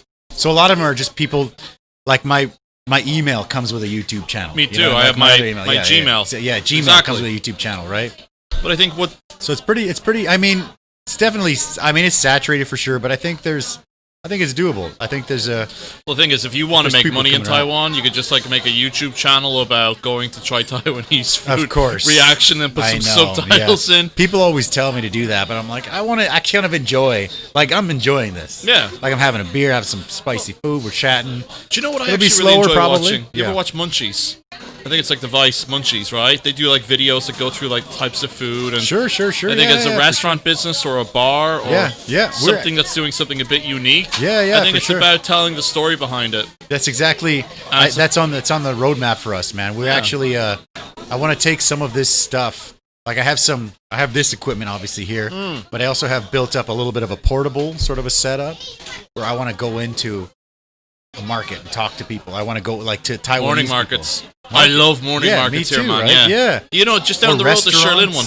The Sherlin one is amazing. Everything. There's so many cool things out here. Well, and I just want to share that. Yeah. To me, mate, Alex now, and I says it to him. He's doing his big photo binge at the moment. He's going to go all over Taipei. He does really good photography and stuff. Okay, nice. My birthday present from him was framed images that he did around Taipei. Okay. Beautiful. Really nice. Okay, he does a really good contrast of he makes them into black and white and edits them. That's spends 3 hours editing a photograph. Okay, wow. Okay. And that's pretty cool though. No, it's amazing. And I says to him, if you want to go find something really interesting or something that's actually quite local and something that's kind of there, if you were to go there 20 years ago, it kind of looked the same as morning markets. They're the best. Those remind me of Mexico, man. Like when you go to the Mexico, the mercados, the markets, the night markets, and the day. It's that for me when I came here. Canada doesn't have these, but Mexico has them. Ireland used to have them, Moore Street and all that, but a lot of that now is just so. You just get your apple or orange or whatever. You're not going to go down there and have an old chat with somebody and get your groceries. You go down to the Super Value. Yeah. But Mexico still have them, yeah? Mexico still has them. Canada, they try to have little pop-up farmers markets and stuff, but they're not the real same. Thing. It's not the real thing. No, it's definitely not. But Mexico, you go there and it's like generations of family selling this one soup, menudo or something. Well, that's where I got the Anaheim peppers. Fantastic. Okay. I got that in the Sherlin Morning Market. Okay. My missus was saying to me, somebody's selling jalapenos. I was like, okay, I'll take it. That's interesting. I can do something with them. So the big ones, right? The big Anaheim peppers? Yeah. Yeah, but she thought they were jalapenos. Yeah. So when I went down and I saw them, I'm like, these don't look like... Because I didn't know at the time these were Anaheim. Sure. Listen. Like poblano-looking things, right? It's green, I'm going to buy it. Yeah, of course, That's what I'm thinking. I don't know enough about peppers. They were good, So I get the pepper, I get them home. And I'm looking at them, I'm like, these don't really look... And then I show my friend Tony, he's like, yeah, those are Anaheims. Yeah. They're not as spicy, it just depends, but Yeah, I mean, they can be, but not really. But they just ran through me, I got a bit fucking... What do you call it? Not that kind of run me through me, just more bit sore. Oh, really? Yeah, they weren't even spicy, but... Okay. Tore right through me, God love me. But the morning markets, what I really enjoy from them is the fact that... These are street vendors that have been there for generations. And if you go to the Fishmonger, have you seen that? I haven't been to them, but I've seen videos of them, and I want to go do that. You should go down. The morning market's open super early, and the Fishmonger guy down there, just a big bleeding platter of tons of fish, and you can ask him what way you want to slice it, what you want to get. I always get my mackerel. Really? Okay. Always get me mackerel, and You get everything there, bits and pieces. I mean, that's where I get, you know how much we spend a week on groceries in that morning market that will set us for the rest of the week, including meat and fish. Well, poultry and fish. Okay. Yeah. Between $700 to $1,000 for a week of shopping. For a week of shopping. That's Where? dinner Where's this and at? lunch. Damn, okay. Shirlin Morning Market. I don't think I've been to that, man. Literally the night market, it's right? a day market.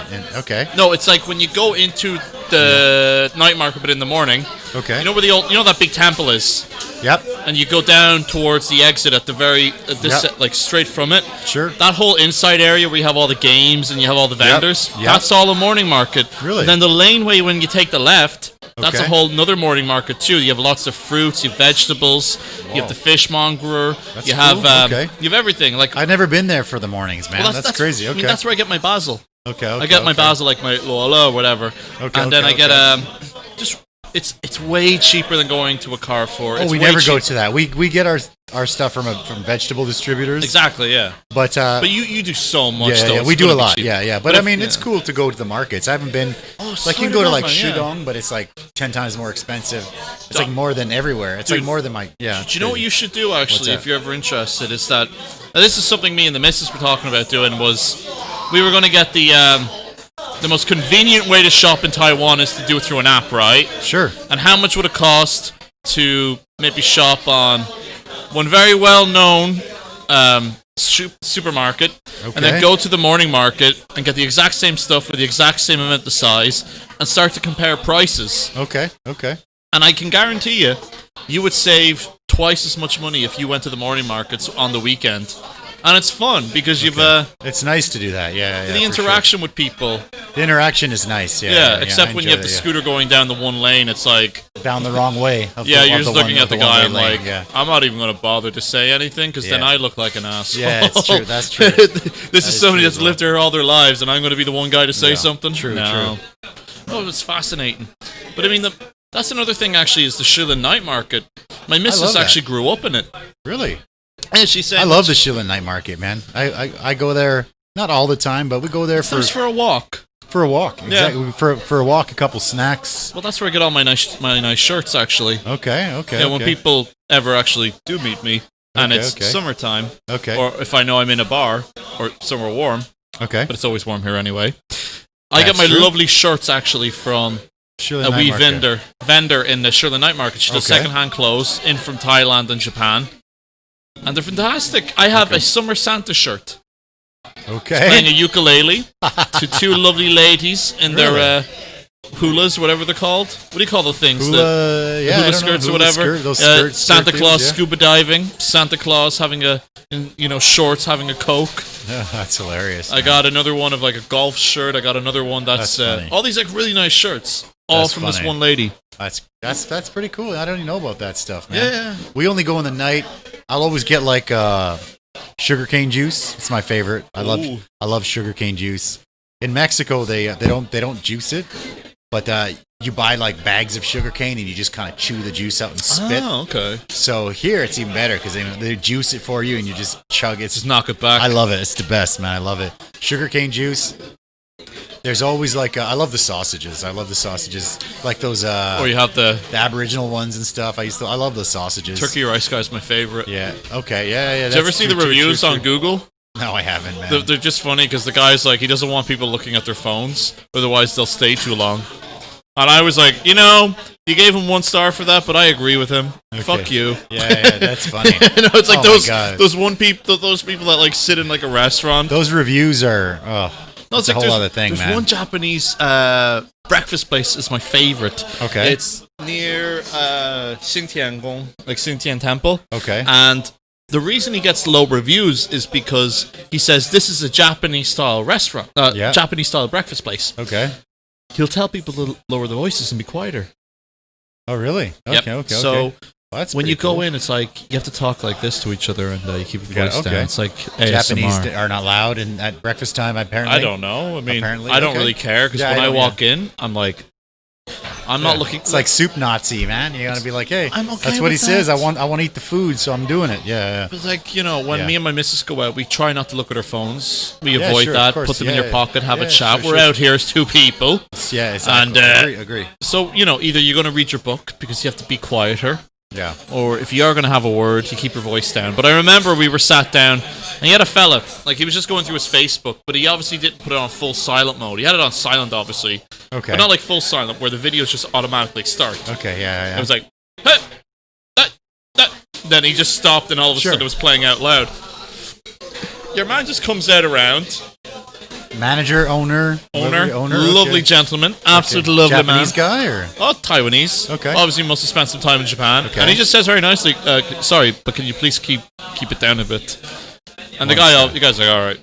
But it was just like something small like that, you know. It's like, I mean, we remember I went out before. Me and my father actually. I won't say the cafe's name because I actually quite like the cafe. Okay, and. So we were there, you know, all we wanted was some tea and cake. I want a coffee and cake. What else do you need, man? Shoot. You know, just chill out. We had a lovely day. I brought him to like the Tibetan shop, Yongkang Street, going around, showing him all the stuff. Went to a few temples here and there, all around. Yeah, you gotta do that stuff for sure. Oh, he loves it. He absolutely adores it. He was like asking questions that the monks at the Xingtian temple didn't even know about. That's beautiful. It's like, what's the big red ball there that the dragon's holding? I don't know. That's awesome. It's like, Dad, shut up. You're causing trouble. Nobody here knows. Nobody knows. Nobody knows, Dad. Just leave it as it is. That's funny. Too funny. Actually, yeah, that's another thing. I got this bad boy. You know what this is? Oh, I have no idea. Check that out. Bam. No clue what that is, bro. Get the light on that. Bam. Yeah, it's my it's a ping anka. Keeps the ghosts away. Okay. Yeah. Okay. I didn't Keep even that know in that my was a arse thing. pocket. Okay, perfect. Notice if anybody's going to be going there. That'll be keeping the ghosts away as well, yeah? Oh, yeah. Especially tomorrow morning after these wings, brother. I'll be fine, actually. The spice in them is lovely. Okay, good. Yeah. Let's grab the next one, yeah? Drum or wing, you're the man, bro. I do this every week, man, so okay. Whatever you want, man. If I'm being very honest, yeah, I love drums. Okay, perfect. Yeah, no, that's good stuff, bro.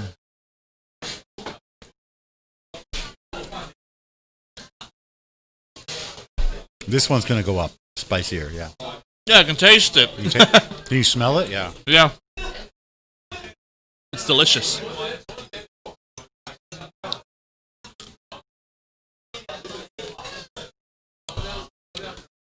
So when you're born in Ireland, do they just like throw Guinness in a bottle and just start feeding it to you, or not quite that early, bro? I love Guinness, to be honest, yeah. So to be honest with you, when you're born in Ireland... There's a little picture of you right there, yeah? That's Jamie. Okay. Good man Jamie himself. Where are you guys there? James Joyce. Okay. It's the bar down in Gongguan. Okay. Shit, you weren't lying about that one. That's a killer, that one, bro.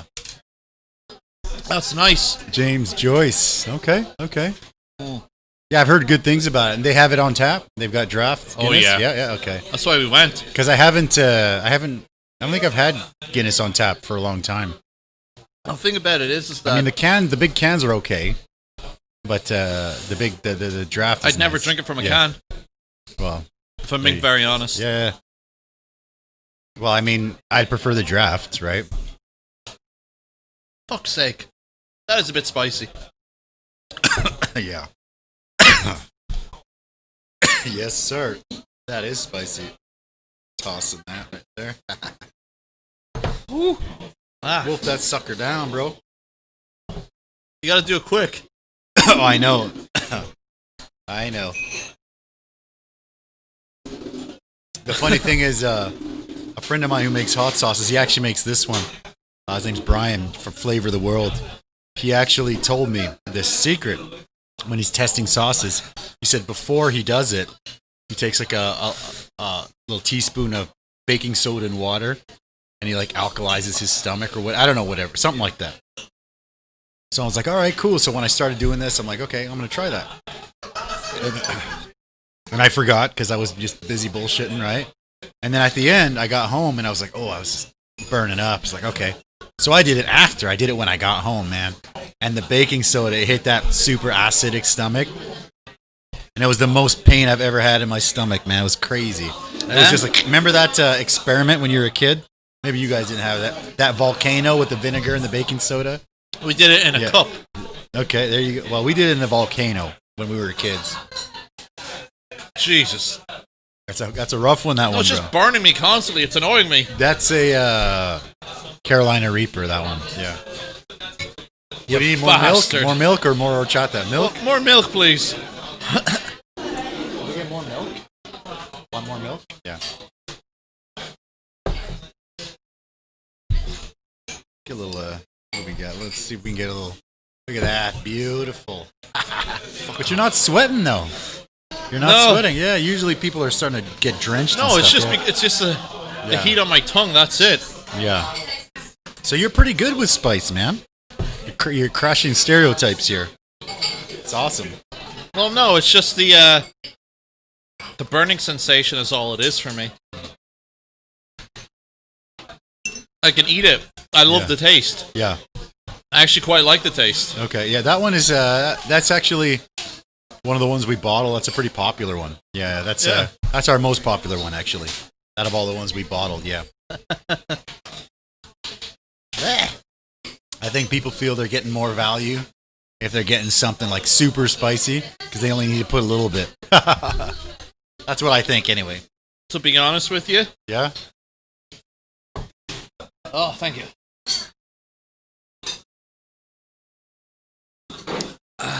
There we go. Back in action. Oh, it's lovely. Yep. No, I like the flavor. It's just Do you have a favorite so far? That one. That one? Okay. All right. And the wasabi was lovely. Yeah, the wasabi was pretty good, right? The wasabi, people laugh, but I'm like, I'm going to see if I can crack this one. It's pretty decent, I think, you know? The Taiwanese customers that have love it. We've only been doing it for about a month, the wasabi. It's a newer one. Oh. I'll be sweating when it comes on the way out, though. That was what I was referring to earlier, for sure. Yeah, definitely, yeah. Oh. So when you started the whole knee how's it going thing? I might need another glass. Yeah, no problem, man. Can we get one more milk? One more milk? Yeah. When you started it, did you have any idea how like successful, how kind of like viral it would be? Because it's quite a big page, and a lot of people when I mentioned you were coming on, a lot of people knew, man. A lot of people the expats, foreigners, they all know. There was no expectation. Oh, okay. And what was the goal when you started it? Honestly? Or what? Horchata, that other drink? I'm okay. Yeah, some milk is Just okay. the milk. Just the milk, okay. So, I mean, it's blown up. People love it. It's hilarious. The whole point of it was bit of crack, bit of fun. Okay. Like... Bit of crack. Okay. Not like that, you Not prick. that crack. Okay. No, it was more like... thing about it was...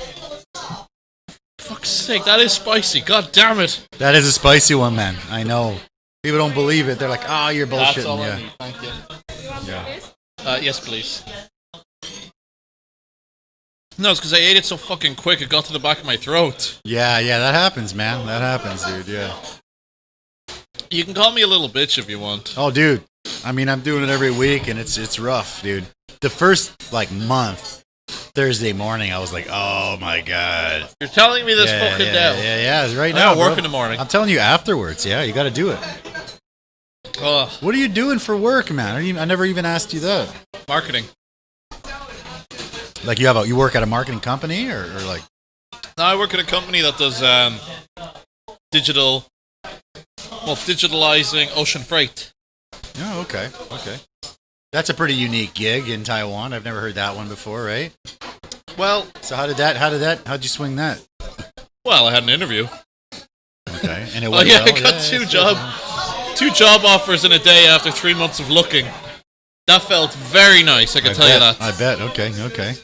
And, well, I guess the thing about it is that working in Taiwan, it's...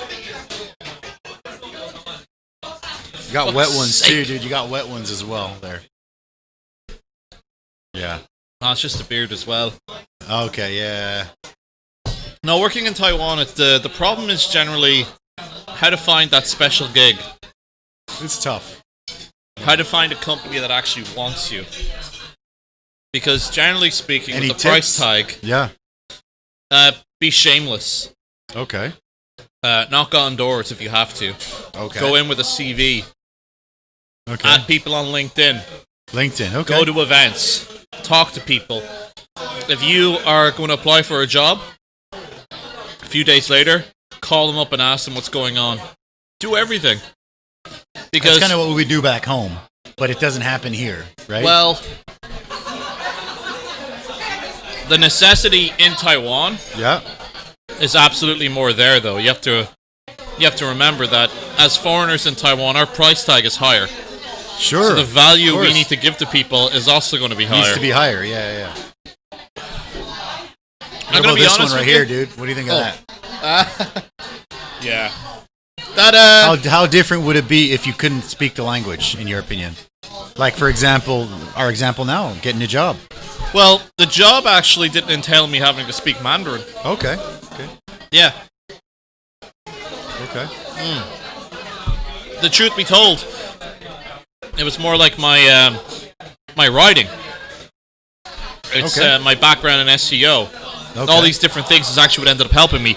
But having the Mandarin in a workplace in Taiwan, it's very fucking useful. Yeah, of course. It makes people more comfortable around you.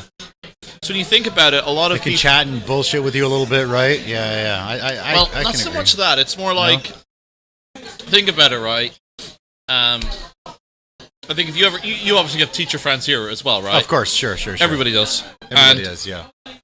They'll always say it's hard to get kids here to talk, right? And then when it's break time, yeah, sure. So, agree. If you're in an office environment and people are constantly having to engage with you in English, and they're worried they'll say something wrong, they're worried that they're going to look like an idiot in front of their friends. Sure, of course.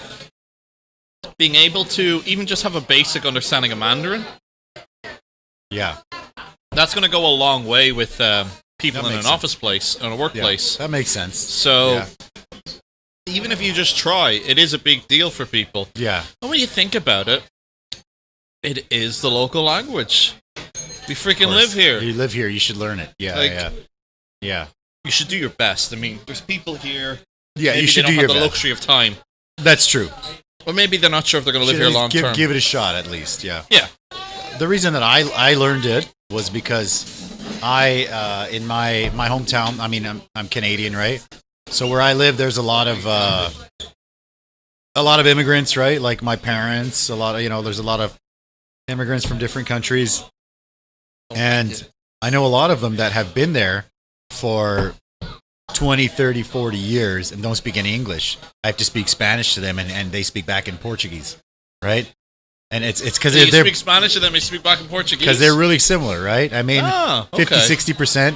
So, but I mean, if we were to do English, it's 0%. You know what I mean?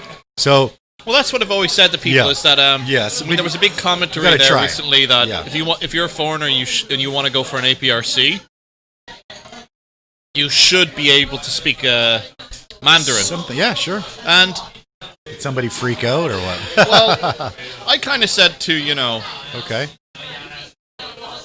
Can you imagine if you were That's immigrant true. groups in Europe? Yeah. If you take the one argument I brought was in the Netherlands. Okay. There was an argument that if you don't speak our language, get out. Okay. And it's that certain immigrant groups aren't necessarily going to have the benefit or the privilege or the luxury of having time to learn the local language in a meaningful way. Their kids will, right? Yeah, their kids will. Yeah. And in Northern Ireland, I brought up the example that there is a language centre for the Asian demographic there, for the older people to start learning English. Okay. It's that even though they have residency, they still contribute. But I guess it also kind of in Taiwan goes back to this thing of like privileged groups of people. Like Southeast Asians have to learn Mandarin when they live here, right? Yeah. But then, I agree. If you're from Europe or North America, it's never necessarily pushed on you, right? Never. It's true. So there's a lot of different dimensions. It's never an easy thing to really. Yeah. I mean, I do to learn throw a few jobs every now and again and make a few jokes. I got a couple on here, maybe. But it's also at the same time, it's like it's a fucking joke. I mean, our good friend, for sure. My good friend Kieran, he's a teacher. Okay. And he goes to me, he called me a teacherist. Okay. I was just like, I haven't heard that one before. Okay. And, he's joking about it, like... Of course. But I was just looking at him, and I'm just like, man, it's a joke. Yeah. I mean, at the end of the day, you know you do a good job. Yeah. I make fun of foreigners, and I am one. Exactly. Yeah. Me too. Yeah, I agree. I think, like I was saying, a lot of people, they didn't learn the language, and I figured if I'm going to stay here, then it's probably handy to know. So I did. Well, I mean, like you said to me before, is there a difference in your life, do you think, if you did or didn't have Mandarin? And it's like, huge. Oh, it's huge. Huge difference. Huge. Yeah. Like you can go in and chat with gangsters when you're at the Ruitshaldian, you know, you're just like, hey, I got kicked out of 2 Taiwanese bars before. Yeah, I mean, do you know why? Too loud or what? Not tonight. Okay. Not tonight. You can come back another time, but not tonight. And really? I knew well what he was saying is that you won't be welcome later when people come in. Okay. And I was like, okay, thank you very much for telling me. Yeah. And thanks for saying I can come back. Yeah. I mean, it's not like you're gonna go write a big post about it and stuff. I mean, some people get crazy, man. Well, it's more like, dude, this is the reality. We're having a thing going on here. Yeah. Even if you're Taiwanese, we'd still ask you to leave. Yeah. No, it's like, whatever, bro. Bro. Yeah, whatever, bro. There you go. Bro? That's not from. That's from our side of the world. Yeah, the bro. You guys don't have the bro, do you?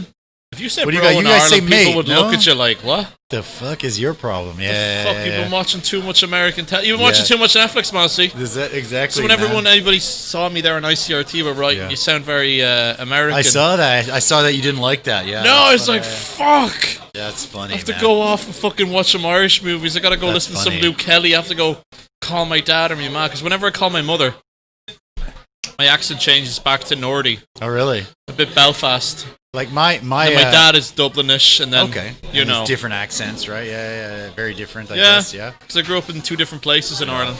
Yeah, like 3 actually. My family also, like my accent definitely changed. I had a friend of mine who's East Indian, like from India. Her parents are Indian, and she's Canadian. Yeah. After she finished high school, she moved to the UK, and then for some reason she messaged me, and I don't know, we were friends for so long, and then she's like, I just went through something. Can I chat? I'm like, oh fuck, all right. So I picked up the phone, and we started. And she had like a totally, fully like British accent. Yeah. And she's Canadian, right?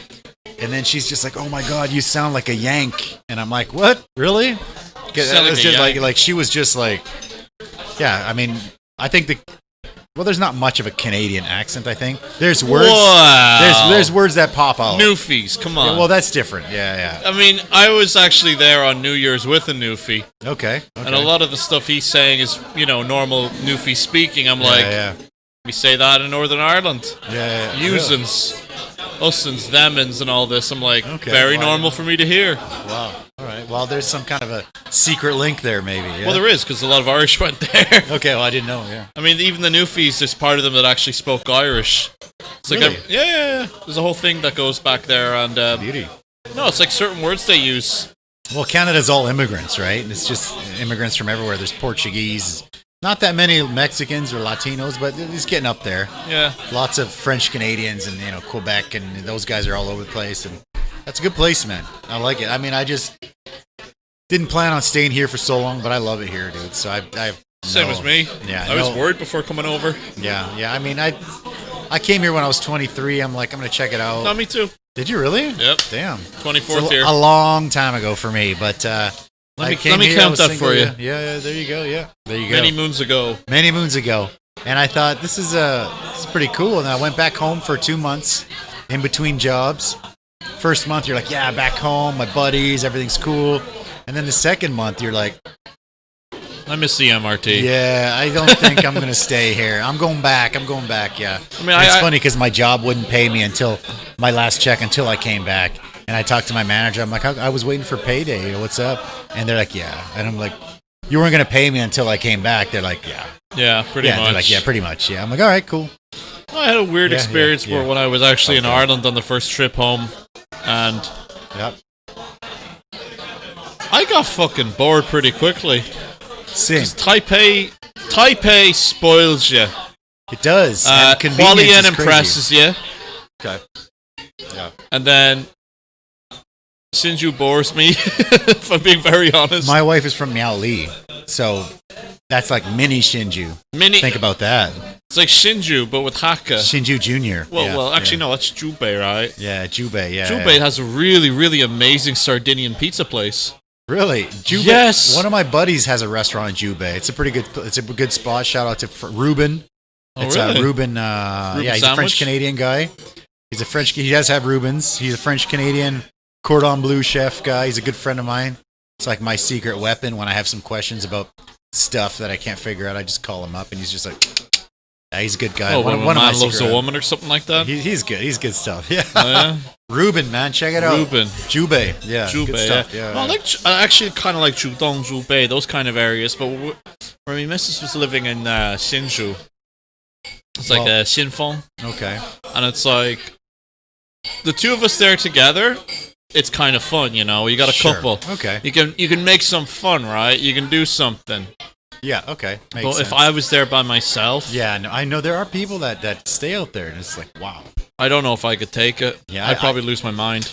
I like when we go to visit Miaoli. It's definitely tough because we're just walking around. There's not much going on. There's nowhere to go. At least in the countryside in Ireland, like Kildare and Clane, there's like a pub culture. And sure. The bus to get into Dublin is like 30 minutes away. That's okay. Yeah. I mean, even like Hsinchu City, there's a few cool places in there to go to, but I don't know.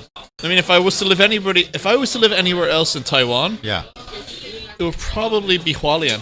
Hualien is pretty solid. Yeah.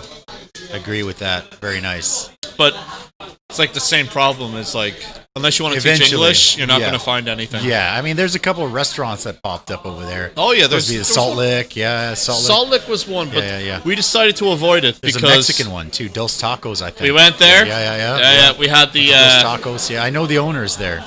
So what happened was... They came here to eat before they opened, and they asked us some questions. I'm like, here's all my distributors. Whatever you want, man. Whatever you want, buddy. Yeah. We were going to go to Salt Lick, but then we were like, we're in Hualien. We should really go for very local food. That's true. And then on the last day, let's get Mexican. Okay, hey, the there African you go. place that's there is also right across from it, but they weren't open at the time. Okay. I'd try the deep fried ice cream. Never had it before. Okay. Didn't even know it was a thing. That is not from Mexico for sure. I don't care. Definitely American. I never had it before. It's good. Yeah, for sure. The chimichangas and other things. Yeah, it's good stuff. More Tex-Mex as far as I can see. Yeah, for sure. But it's the stuff that's popular, right? It's the stuff that sells. It was more. good, it's just sure. Yeah. I think for me, when it comes to foreign food in Taipei and Taiwan, unless it's something very...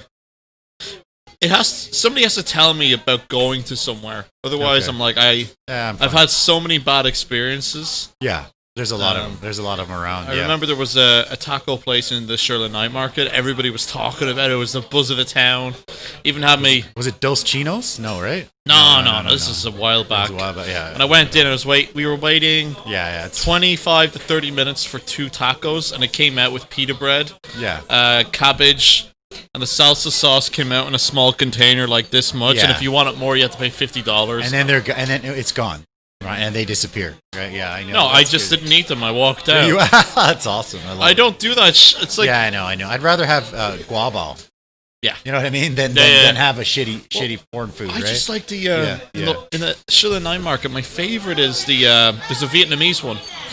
Don't know that one. It's down the street that you have that big long line for those little bouts or whatever they are. Oh yeah, that's good. You know that? It's not bouts, but you know what they are. What do you call them? It's like a meat Neil Rowe. Can't remember the name, but you know the one I'm on about. It's a really long fucking line. Always. And just down from there is that shop I was telling you about, the second-hand store. Okay. And then just next to that is a Vietnamese one. I never look for food. for clothes in Shillin, so.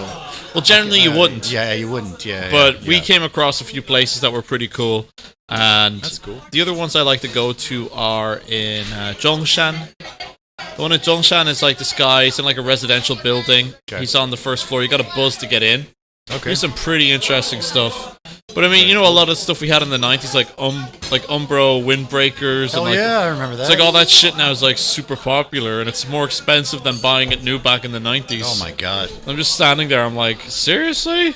I could probably just go raid my dad's fucking closet and sell it here and make some good money. Probably could, man. A couple of months rent for a couple of jackets. It's beautiful, man. Yeah. I don't know, man. I just think it's kind of funny the whole thing of vintage here is kind of taken to a whole different level. A flea market here. I remember going into like a Levi's store, and it was like Levi's are like $20 back home, and here it's like it's a luxury brand. 5,000 NT. You're like, holy shit, for Levi's? Oh, it's I'm gonna use the bathroom real quick, man. Oh, enjoy. You're gonna leave me here alone? I'll leave you here for 30 seconds, bro. Oh, it's gonna be so awkward. I'm just gonna. I don't want to like push you.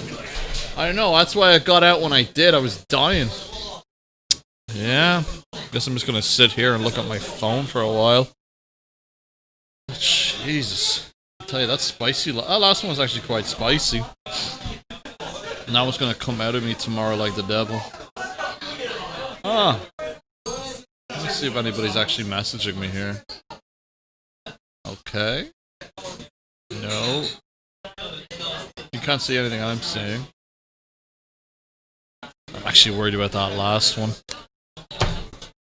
So I got work in the morning. I don't want to be running to the toilet in meetings. I'm actually kind of a little bit worried.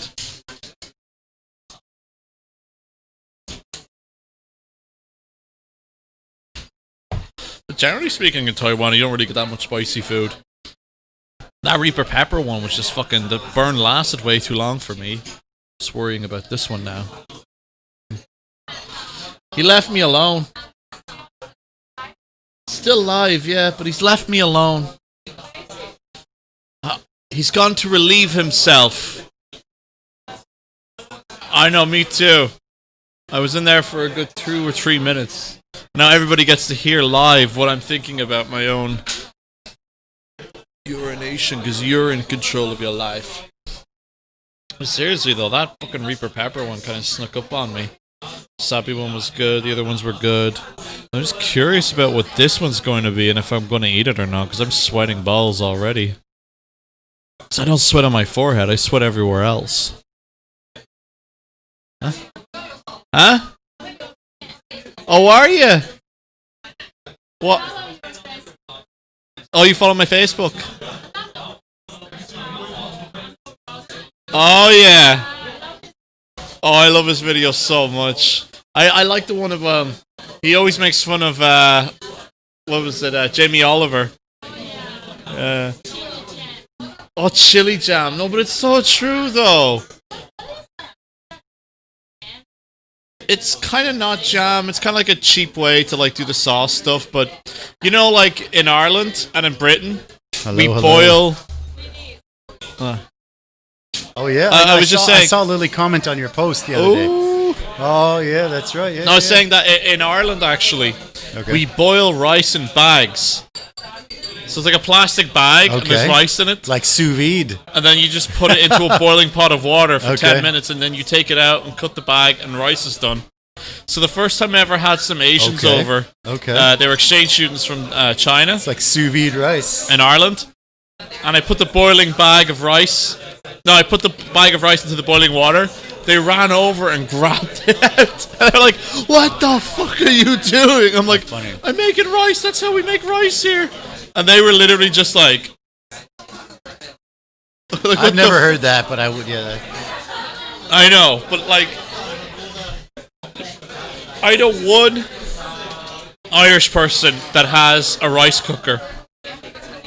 I never had a rice cooker until I came here. I know one Irish person that has one. Do you know why he has it? He saw it on YouTube. Okay, yeah, there we go. A versatile piece of machinery. You can make soup. You can make an omelette. You can make rice. You can make noodles. You can defrost things. I mean, if you were actually to look at the applications of a rice cooker, it's actually fucking amazing. It's like there's that new Instapot thing people are like raving about. Oh yeah, is that similar? I have no idea. I don't really use any of that stuff. Yeah. Well, actually, you know what's very interesting is how the Japanese first made the rice cooker. Because before then, the way they would have to make it and like boil it and keep it at a certain temperature was actually super labor intensive. Okay. Originally making rice, like boiling it, you think it'd be straightforward, but the way they did it was like so labor intensive. Okay. And the problem was trying to get... It's probably perfect every time though, man. The Japanese are awesome at that stuff. It's 20 minutes boiling it, but it's the rate at which, because the way they do it is the heat from the pot, and then they have like some kind of like a metal rod that detects the temperature and then turns it off automatically. Okay. But it's about the detection at one stage that will make the perfect fluffy rice. Okay. And that's what took them so long to actually make it. And it was your man's wife that tested it out and perfected it with him. Okay. Yeah. Okay. See what I mean? YouTube, learning stuff. That's right. Watch that cool. 2 a.m. when I should have been in bed, waiting to get get into work. Yeah. I agree, bro. I'm on that stuff too. I love YouTube. I know you do. I love it. I love YouTube. I watch a lot of YouTube. I watched, like I said, I've learned everything from here. Like these are like originally my karaoke setup. I plugged it in. Karaoke here? Yeah, we do karaoke's once a month on a Friday. We do it, yeah. And we use YouTube and a few different apps, so we can pretty much find anything. So I think it's such a cultural difference of KTV here versus well, yeah, for Europe. Sure. For sure, but I mean... You've been to KTV with local friends, right? Yeah, of course. It's great. When you go in, it's like... We're talking about like regular KTV, right? Yeah. Okay, yeah, it's good. Yeah, super awkward for me. It's fun. I enjoy. I mean, it depends who you're with. No, but even... If you're with people that are like, hey... But actually... No, it's like you sat down with people and they're very, very sincere about the song. It's some song about... And some of them it has like a piano ballad and they're like singing and really going into it. And I'm just... One of the tough parts is some of the people are really bad, right? And you're just kind of like I'm not saying I'm fantastic, but sometimes it's like it's really bad, and you're like, okay, and you're just sitting there, and they're like, hey, and everyone's like, yeah, Jayo, and you're like, yes. No, Jayo, but I know what awesome. you mean. Yeah, but yeah, I've just sat there, and you have somebody like singing this power ballad. It takes a while to get. I'm just sat there like with the pint. I'm just like. That's because Well, because for example, in Canada, when you go to like a KTV, like place like this, it's bar, it's open, everyone, people, you're making fun of the people that are singing. Because you know that's going to happen to you. You're laughing at the singers. But in Taiwan, they're just like, You sing that song about your partner dying and finding love again and all this. It's and the English songs. I mean, you got to get good. You got to get good at Frank Sinatra, man. No, I found a place in Rammstein. Yeah. Did you really? Yeah, but they didn't have the lyrics, so I had to remember them. There you go. Okay, it was like singing them, and they just had everybody like, "Oh my God, you can speak German." I'm like, "No, I can sing it." Du hast or whatever. But it means absolutely nothing. Yeah, beauty. I'm butchering the living shit out of this language. Yeah. Let's grab that last one, man. Is it spicy? It's spicier than the last one for sure. You don't want it? It's no, all good. I'm not. You're not going to do it? We can pass it. We can pass on it. I'm going The to last one was rough, bro. The last one was rough. I'm okay. Okay. Yeah, it's pretty rough. It's pretty rough. So we'll chill. We'll chill on that. No, my arse is going to fuck 5 times. That's what I'm more worried about. I can true. eat it, but it's just tomorrow. I'm going to be like, oh, I want to pull up this guy right here. Boom. Oh, here we go. Some of your memes right there, brother. Well, the T-shirt was actually something I bought. Okay. So the 2 T-shirts there, the one on the left. Where did that Taiwanese Beijing one come from? Who made that? Who made that? That was a friend. Because I saw it for a while and then I couldn't find it. Raul. And then it was gone. Raul didn't make it. Raul made it? Not Raul. That Raul. Okay, not it's Raul. A different Raul. Okay. It's not his real Raul. name on Facebook. Okay. He makes them and he sells them independently.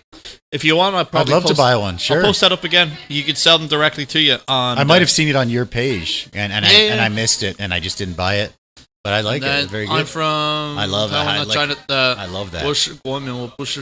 It's like I'm alert. I have allergies. I don't have lung disease or whatever. Okay. And I love that Simpsons one, man. Get out of the way, Homer. Get out of the way. The Homer. Get out of the way. Yeah, it's like it's also that one with. Most of this stuff is actually just me sat on the toilet. Is it beautiful? I'm looking at templates and I'm like, where can I fit something in here? But this is the lowest common denominator in terms of memes. Okay. Let's do China versus Taiwan. Everybody loves it. Everybody You're going to loves get likes. It, yeah. It's simple. For sure. And okay. Go for it. Yeah. No, I was going to say... My apologies. No, brother. It's all good. I finally shown myself... I got just before you made the it end. far, dude. It's all good. Have I made it further than others? You've made it further than quite a few people, for sure. Yeah. Quite a few is not many. Hey, I feel terrible now. No, you're doing Is fantastic. there another plate that was supposed to come out? No, that's it. That's it. Thank yeah, Christ. that's it. Yeah. At least Imagine hotter than those. Forget about it. Oh, Jesus. Actually, I could. No, I remember the... It's just I have work tomorrow. God love me. that one Simpsons where I think it's dogs when they have like it's like a Dalmatian sort of one, right? Where they're kind of like popping up to the TV and everyone's like, "Oh, get out of the way, you!" And then the cat goes, "The cat goes, get out of the way!" Oh, I love that. No, it's so true. That's such a great one. My favorite episode is we're looking for this man, and they blow up the balloon. And it's like Krusty says, that's Handsome Pete. He dances for nickels. Simpsons is they have fantastic, it's called man. Dankmas, and he takes remixes of Simpsons episodes and makes them into songs. Really? They are a revelation. Oh, I bet. You got to send me a link to that. I put them on repeat when I work. That's fantastic. I love it. And I just realized I touched my eye. Oh, did you? Yeah, that's not a good idea, man. No, it's not. That's why I had to say. Yeah, that's why I had to say that. Should have washed my hands you earlier. Should have. Even if you wash them, the oils, dude. Yeah, the oils stay. Yeah. Ah, well. But yeah, it's so the Taiwan China is always a big one, right? That's easy. That's too easy. Yeah. And that gets boring really fucking quickly. Okay. And to be honest with you, it's easy, but it's boring. Okay. If I was to pick, what do you got? Something a bit more interesting. Okay. Just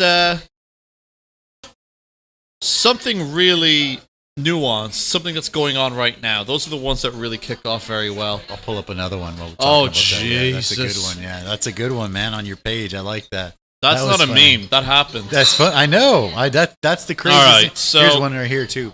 Hold on. Go back to that one. I'll tell you. I love it. I was at Zhongxiao Hospital. You took that photo. Okay. Yeah, I did. I was fantastic. I got a tonsillitis twice in a row. Okay. It was pretty awful. I was hallucinating. Oh, really? I had a temperature so high that they had to put me on. I was on antibiotics for 4 weeks. Oh, really? Fucked me up big time. Okay, really bad. Okay. So tonsillitis twice in a row. Once I got better, happened again. So every time I'd have to go in and go see the ENT doctor. Okay. Or ENT, you know. The ENT? The Entmoot. The Ent. A good little Lord of the Rings going on there. Okay. I love the Lord of the Rings. I would just walk around because you got all the elderly people. Yeah. They're reading their magazines. They're just there for a bit of fun. Yeah, for sure. It's like, fuck it, I have an NHI card. I've got nothing to do. I got nothing to do. Yeah. You know, I had a weird feeling in one of my testicles. I'm going to go see an ENT doctor even though I should see a urologist. Exactly. Why not? Yeah, agree. So, walking around and I see this. Yeah. That's beautiful. I love that. I was just cracking up. Yeah, I was like, Jesus. Of course. Because all these doctors are fluent in English. Most of them would be. Because... And you go in there and they're like, what's your problem? If you actually look at the doctors writing down what's happening to you, a lot of it's actually in English. Yeah, all of it is in English, actually. So, when I saw that, I was like, Jesus fucking Christ. Yeah. It's one of them moments. But then I was also like, if you actually break it down... It's funny. FAG actually stands for something. Okay. Yeah. I have no I can't idea. remember. I can't remember what it is. Yeah. It's something to do with fungus. Okay. Okay. It was something. It did make sense, but it's like I like the spelling mistake ones, man. Like I pulled up this one here. I have one that I didn't get a picture of it.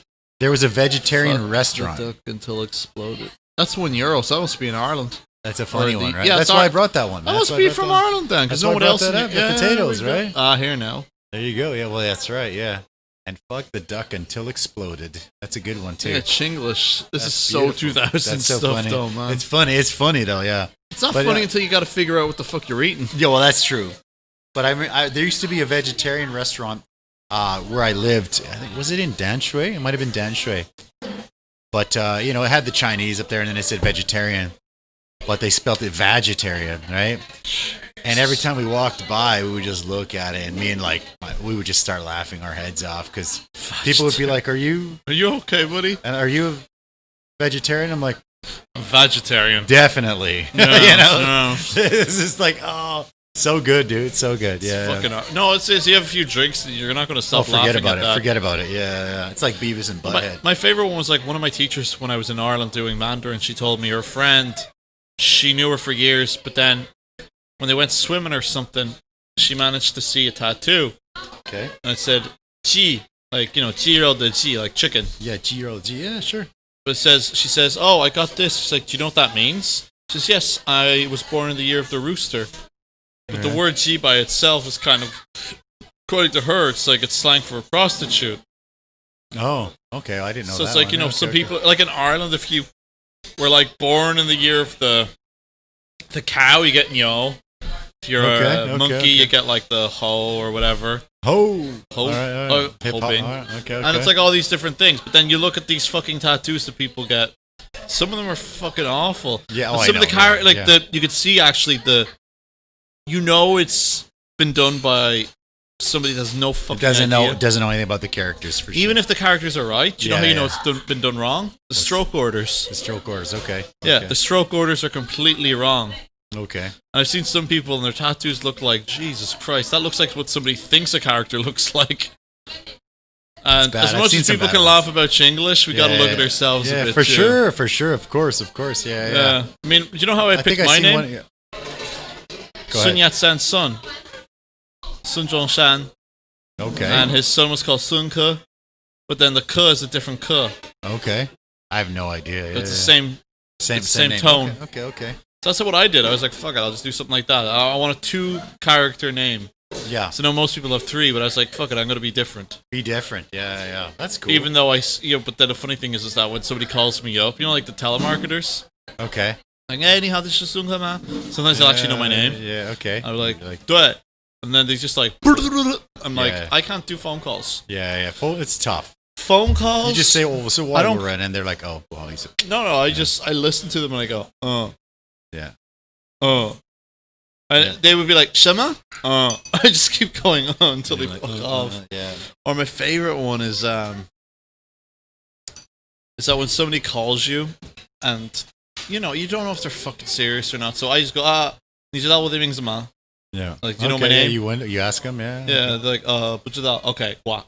Yeah. Just do that, because if they don't know what, just go on. Yeah, they're just cold calling, they don't have, that's what you do. You ask them, do you know what my name is? I do that in English in Ireland. If actually somebody was to cold call me in Ireland, I just hang up on everybody. Yeah, I just hang up because it's so obvious. But the thing in Taiwan is I can't fucking tell with the tone. Yeah, for sure. I can't really tell. They just blast into their spiel right away. They're just like, because the thing is, I don't know if somebody's calling me, right? Yeah, you don't know if it's like, what if it's about my ARC being rejected or something. Exactly, right. Or there was one time I got called by an Irish person. What? It was over in Taiwan? Yep, job interview. Okay, interesting. Okay.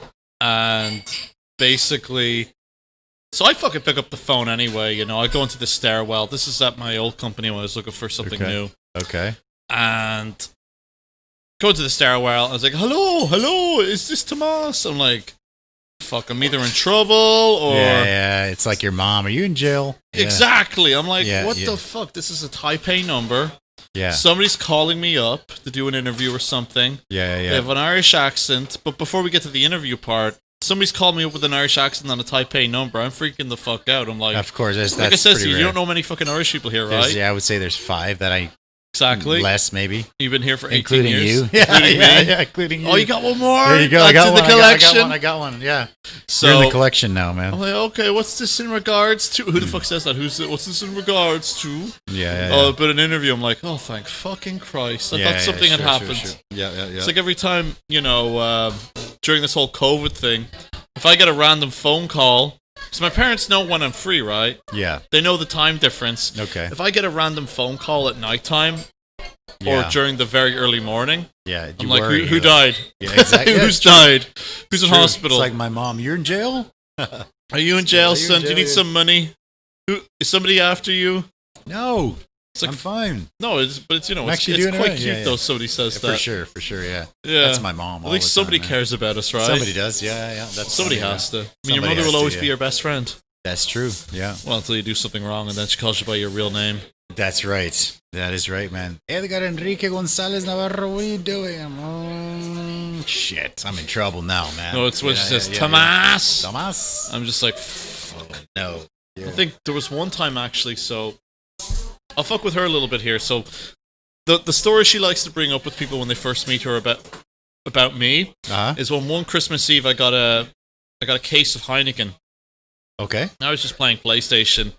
And Xbox 360, and I was playing like Modern Warfare 2. Okay. We were all online playing with each other, and we were fucking hammered. And I had about fucking 15 bottles in me. Oof. And I was trying to finish it off before I went to bed. Okay. So, fuck it, why not? I'm 18. 24. Why not give it a shot, right? Hell yeah. Yeah, I was like, do it. Let's go. So I get to number 18, and I'm like, oh bollocks. Turn off the plate. No, I'm just about to turn it off. I can't get to the toilet, so I just run up to the window, just throw outside of it. Okay, it's okay. like, fuck it, whatever. It'll rain or something's going to get it away. I'm not thinking straight, right? Yeah, of course not. After 18 bottles of beer. Yep. So then I go to bed, and I wake up, and we're all about to leave, and I feel like fucking hell. Of course. We have to go up to the north. That's a 3-hour drive. Yeah, that sounds and my familiar. mom's like, who the fuck got sick on our wall? So I'm looking at it, and I could see it's coming directly out of my window. And I know in a few seconds they're going to cop it, because they know full well I had a case of beer in my room. Yeah, that's funny. And she made me go in. She made me get boiled water and like try get it off. Yeah. But it was ice fucking cold. It was like minus degrees outside. Yeah, of course. So she held that over my head for years. She did, eh? Oh, that's and good. Then there was one night I was coming home absolutely fucked. Yeah, sure. And, it was about 2 a.m. Yeah. And it's about a good 30-minute walk from my mate's place, Sabah. Okay. And, I'm off my fucking head. I mean, I'm grand. Sure. I'm actually very good drunk. Sure. And okay. So I'm trying to there's actually a cabin we have out the back garden. So I was out there, It's like the guest house cabin type deal. Yeah, it's lovely. It's nice. cheaper than buying an extension. And because it's not a permanent structure, you don't have to get planning permission. Okay. So, the loopholeage. Boom, boom, Beauty. boom. Okay. Loopholeage. I like it. So I'm like, fuck, I forgot my fucking keys. Yeah. I can't get fucking back in. So I know I have to wake somebody. Yeah. Yeah, I'm not, because that's more, yeah. Oh, sorry, I'll just pay for a new fucking window. I was a bit drunk. Yeah. So I'm like, fuck it, it's Saturday night. Yeah. All right, I'll bite the bullet. Mom. Like this, Yeah. And I just hear something rumbling around. Yeah, and I'm just like, oh, fuck, I'm in trouble. The cat jumps up on my side to try to get through the window. She knows it's coming. Yeah. Mom opens the window, just cover it in a blanket. I'm like, Mom, I forgot my... Oh, really? Vomited all over me. Oh, that's fantastic. Oh, I love that. All over the cat, and the cat jumps in and runs around the room getting vomit everywhere. Oh. I'm just stood there like hammered off my fucking head. And you can't react. You're just like... No, I was just more like... Yeah. This has happened. This has fucking happened. Okay. That is fantastic. I'll need a shower. Yeah. So my mom's like, what the fuck do you want? And I was like, can you open the door? Can you give me the keys for the cabin? Harlan. So I walk over, she's turning on the lights, stumbling. She's like, what do you want? It's like, Mom, I told you I need the keys. You got sick on me. Sorry about that. Yeah. So I need to go shower. I'll keep it down. I like that. I like it. That's the story I fucking have to bring up with her. Yeah, so anytime she gives me shit, I'm just like, you threw up on me in the cat, man. I like that. That's funny. So it's like, I don't know. I think it is kind of a cultural thing. Like, you drink with your parents back home. Oh, yeah, for sure. I remember my when we were in like high school and stuff, you get drunk, you go to the high school dance, and you're underage, but we would always drink at my place because, you just get in there, right? Yeah, we're done. Yeah. We have, you go downstairs, you're drinking in your room, whatever. Then you go to the high school dance. And then other people, the Canadian parents would tell my mom, you let the kids drink, blah, blah, blah. What's wrong with you? And my mom would be like, well, they're going to drink anyway. Yeah. And they're going to drink somewhere fucking safe. So, yeah. So and they're going to be supervised. If they're downstairs, there was a few times where we just got shit-faced and we didn't make it. We just ended up playing video games, drinking, and passing out. That's better. Yeah, and my mom would be like, hey, they're passed out here. Exactly. My mom would be like, hey, they're going to do it anyway, so either do it here, or they go into, like, the woods in the middle of nowhere and drink, and then, who knows what's going to happen. Potentially fucking die. Yeah. So it's true. They're like, yeah, so let's just do it here. Like, we used to go knacker drinking, as we called it. We used to go drinking in fields. And I remember there was a Paddy's Day in Clane where they had the Gardaí, actually, the Irish police. Okay. They came out in a task force, because something like 200 or 300 people in a field drinking and lighting fires and drugs, and there's like people were alcohol poisoning and stuff like that. Sure, of course, yeah. For us it was literally just like, we used to go to a horse field. Okay. And we would be fucking hammered. You always have this one person that would just to try chase the horses, and we were like running after him. For sure. Grabbing him, like, you realize the horse can kill you, right? Yeah. I want to go slap it. It says, yeah, you'll be getting fucking slapped if you keep talking like that. Or like running. Remember he found slapped the horse in the ass. Yeah, I remember he found a hurling bat, and he was running after Kern with it.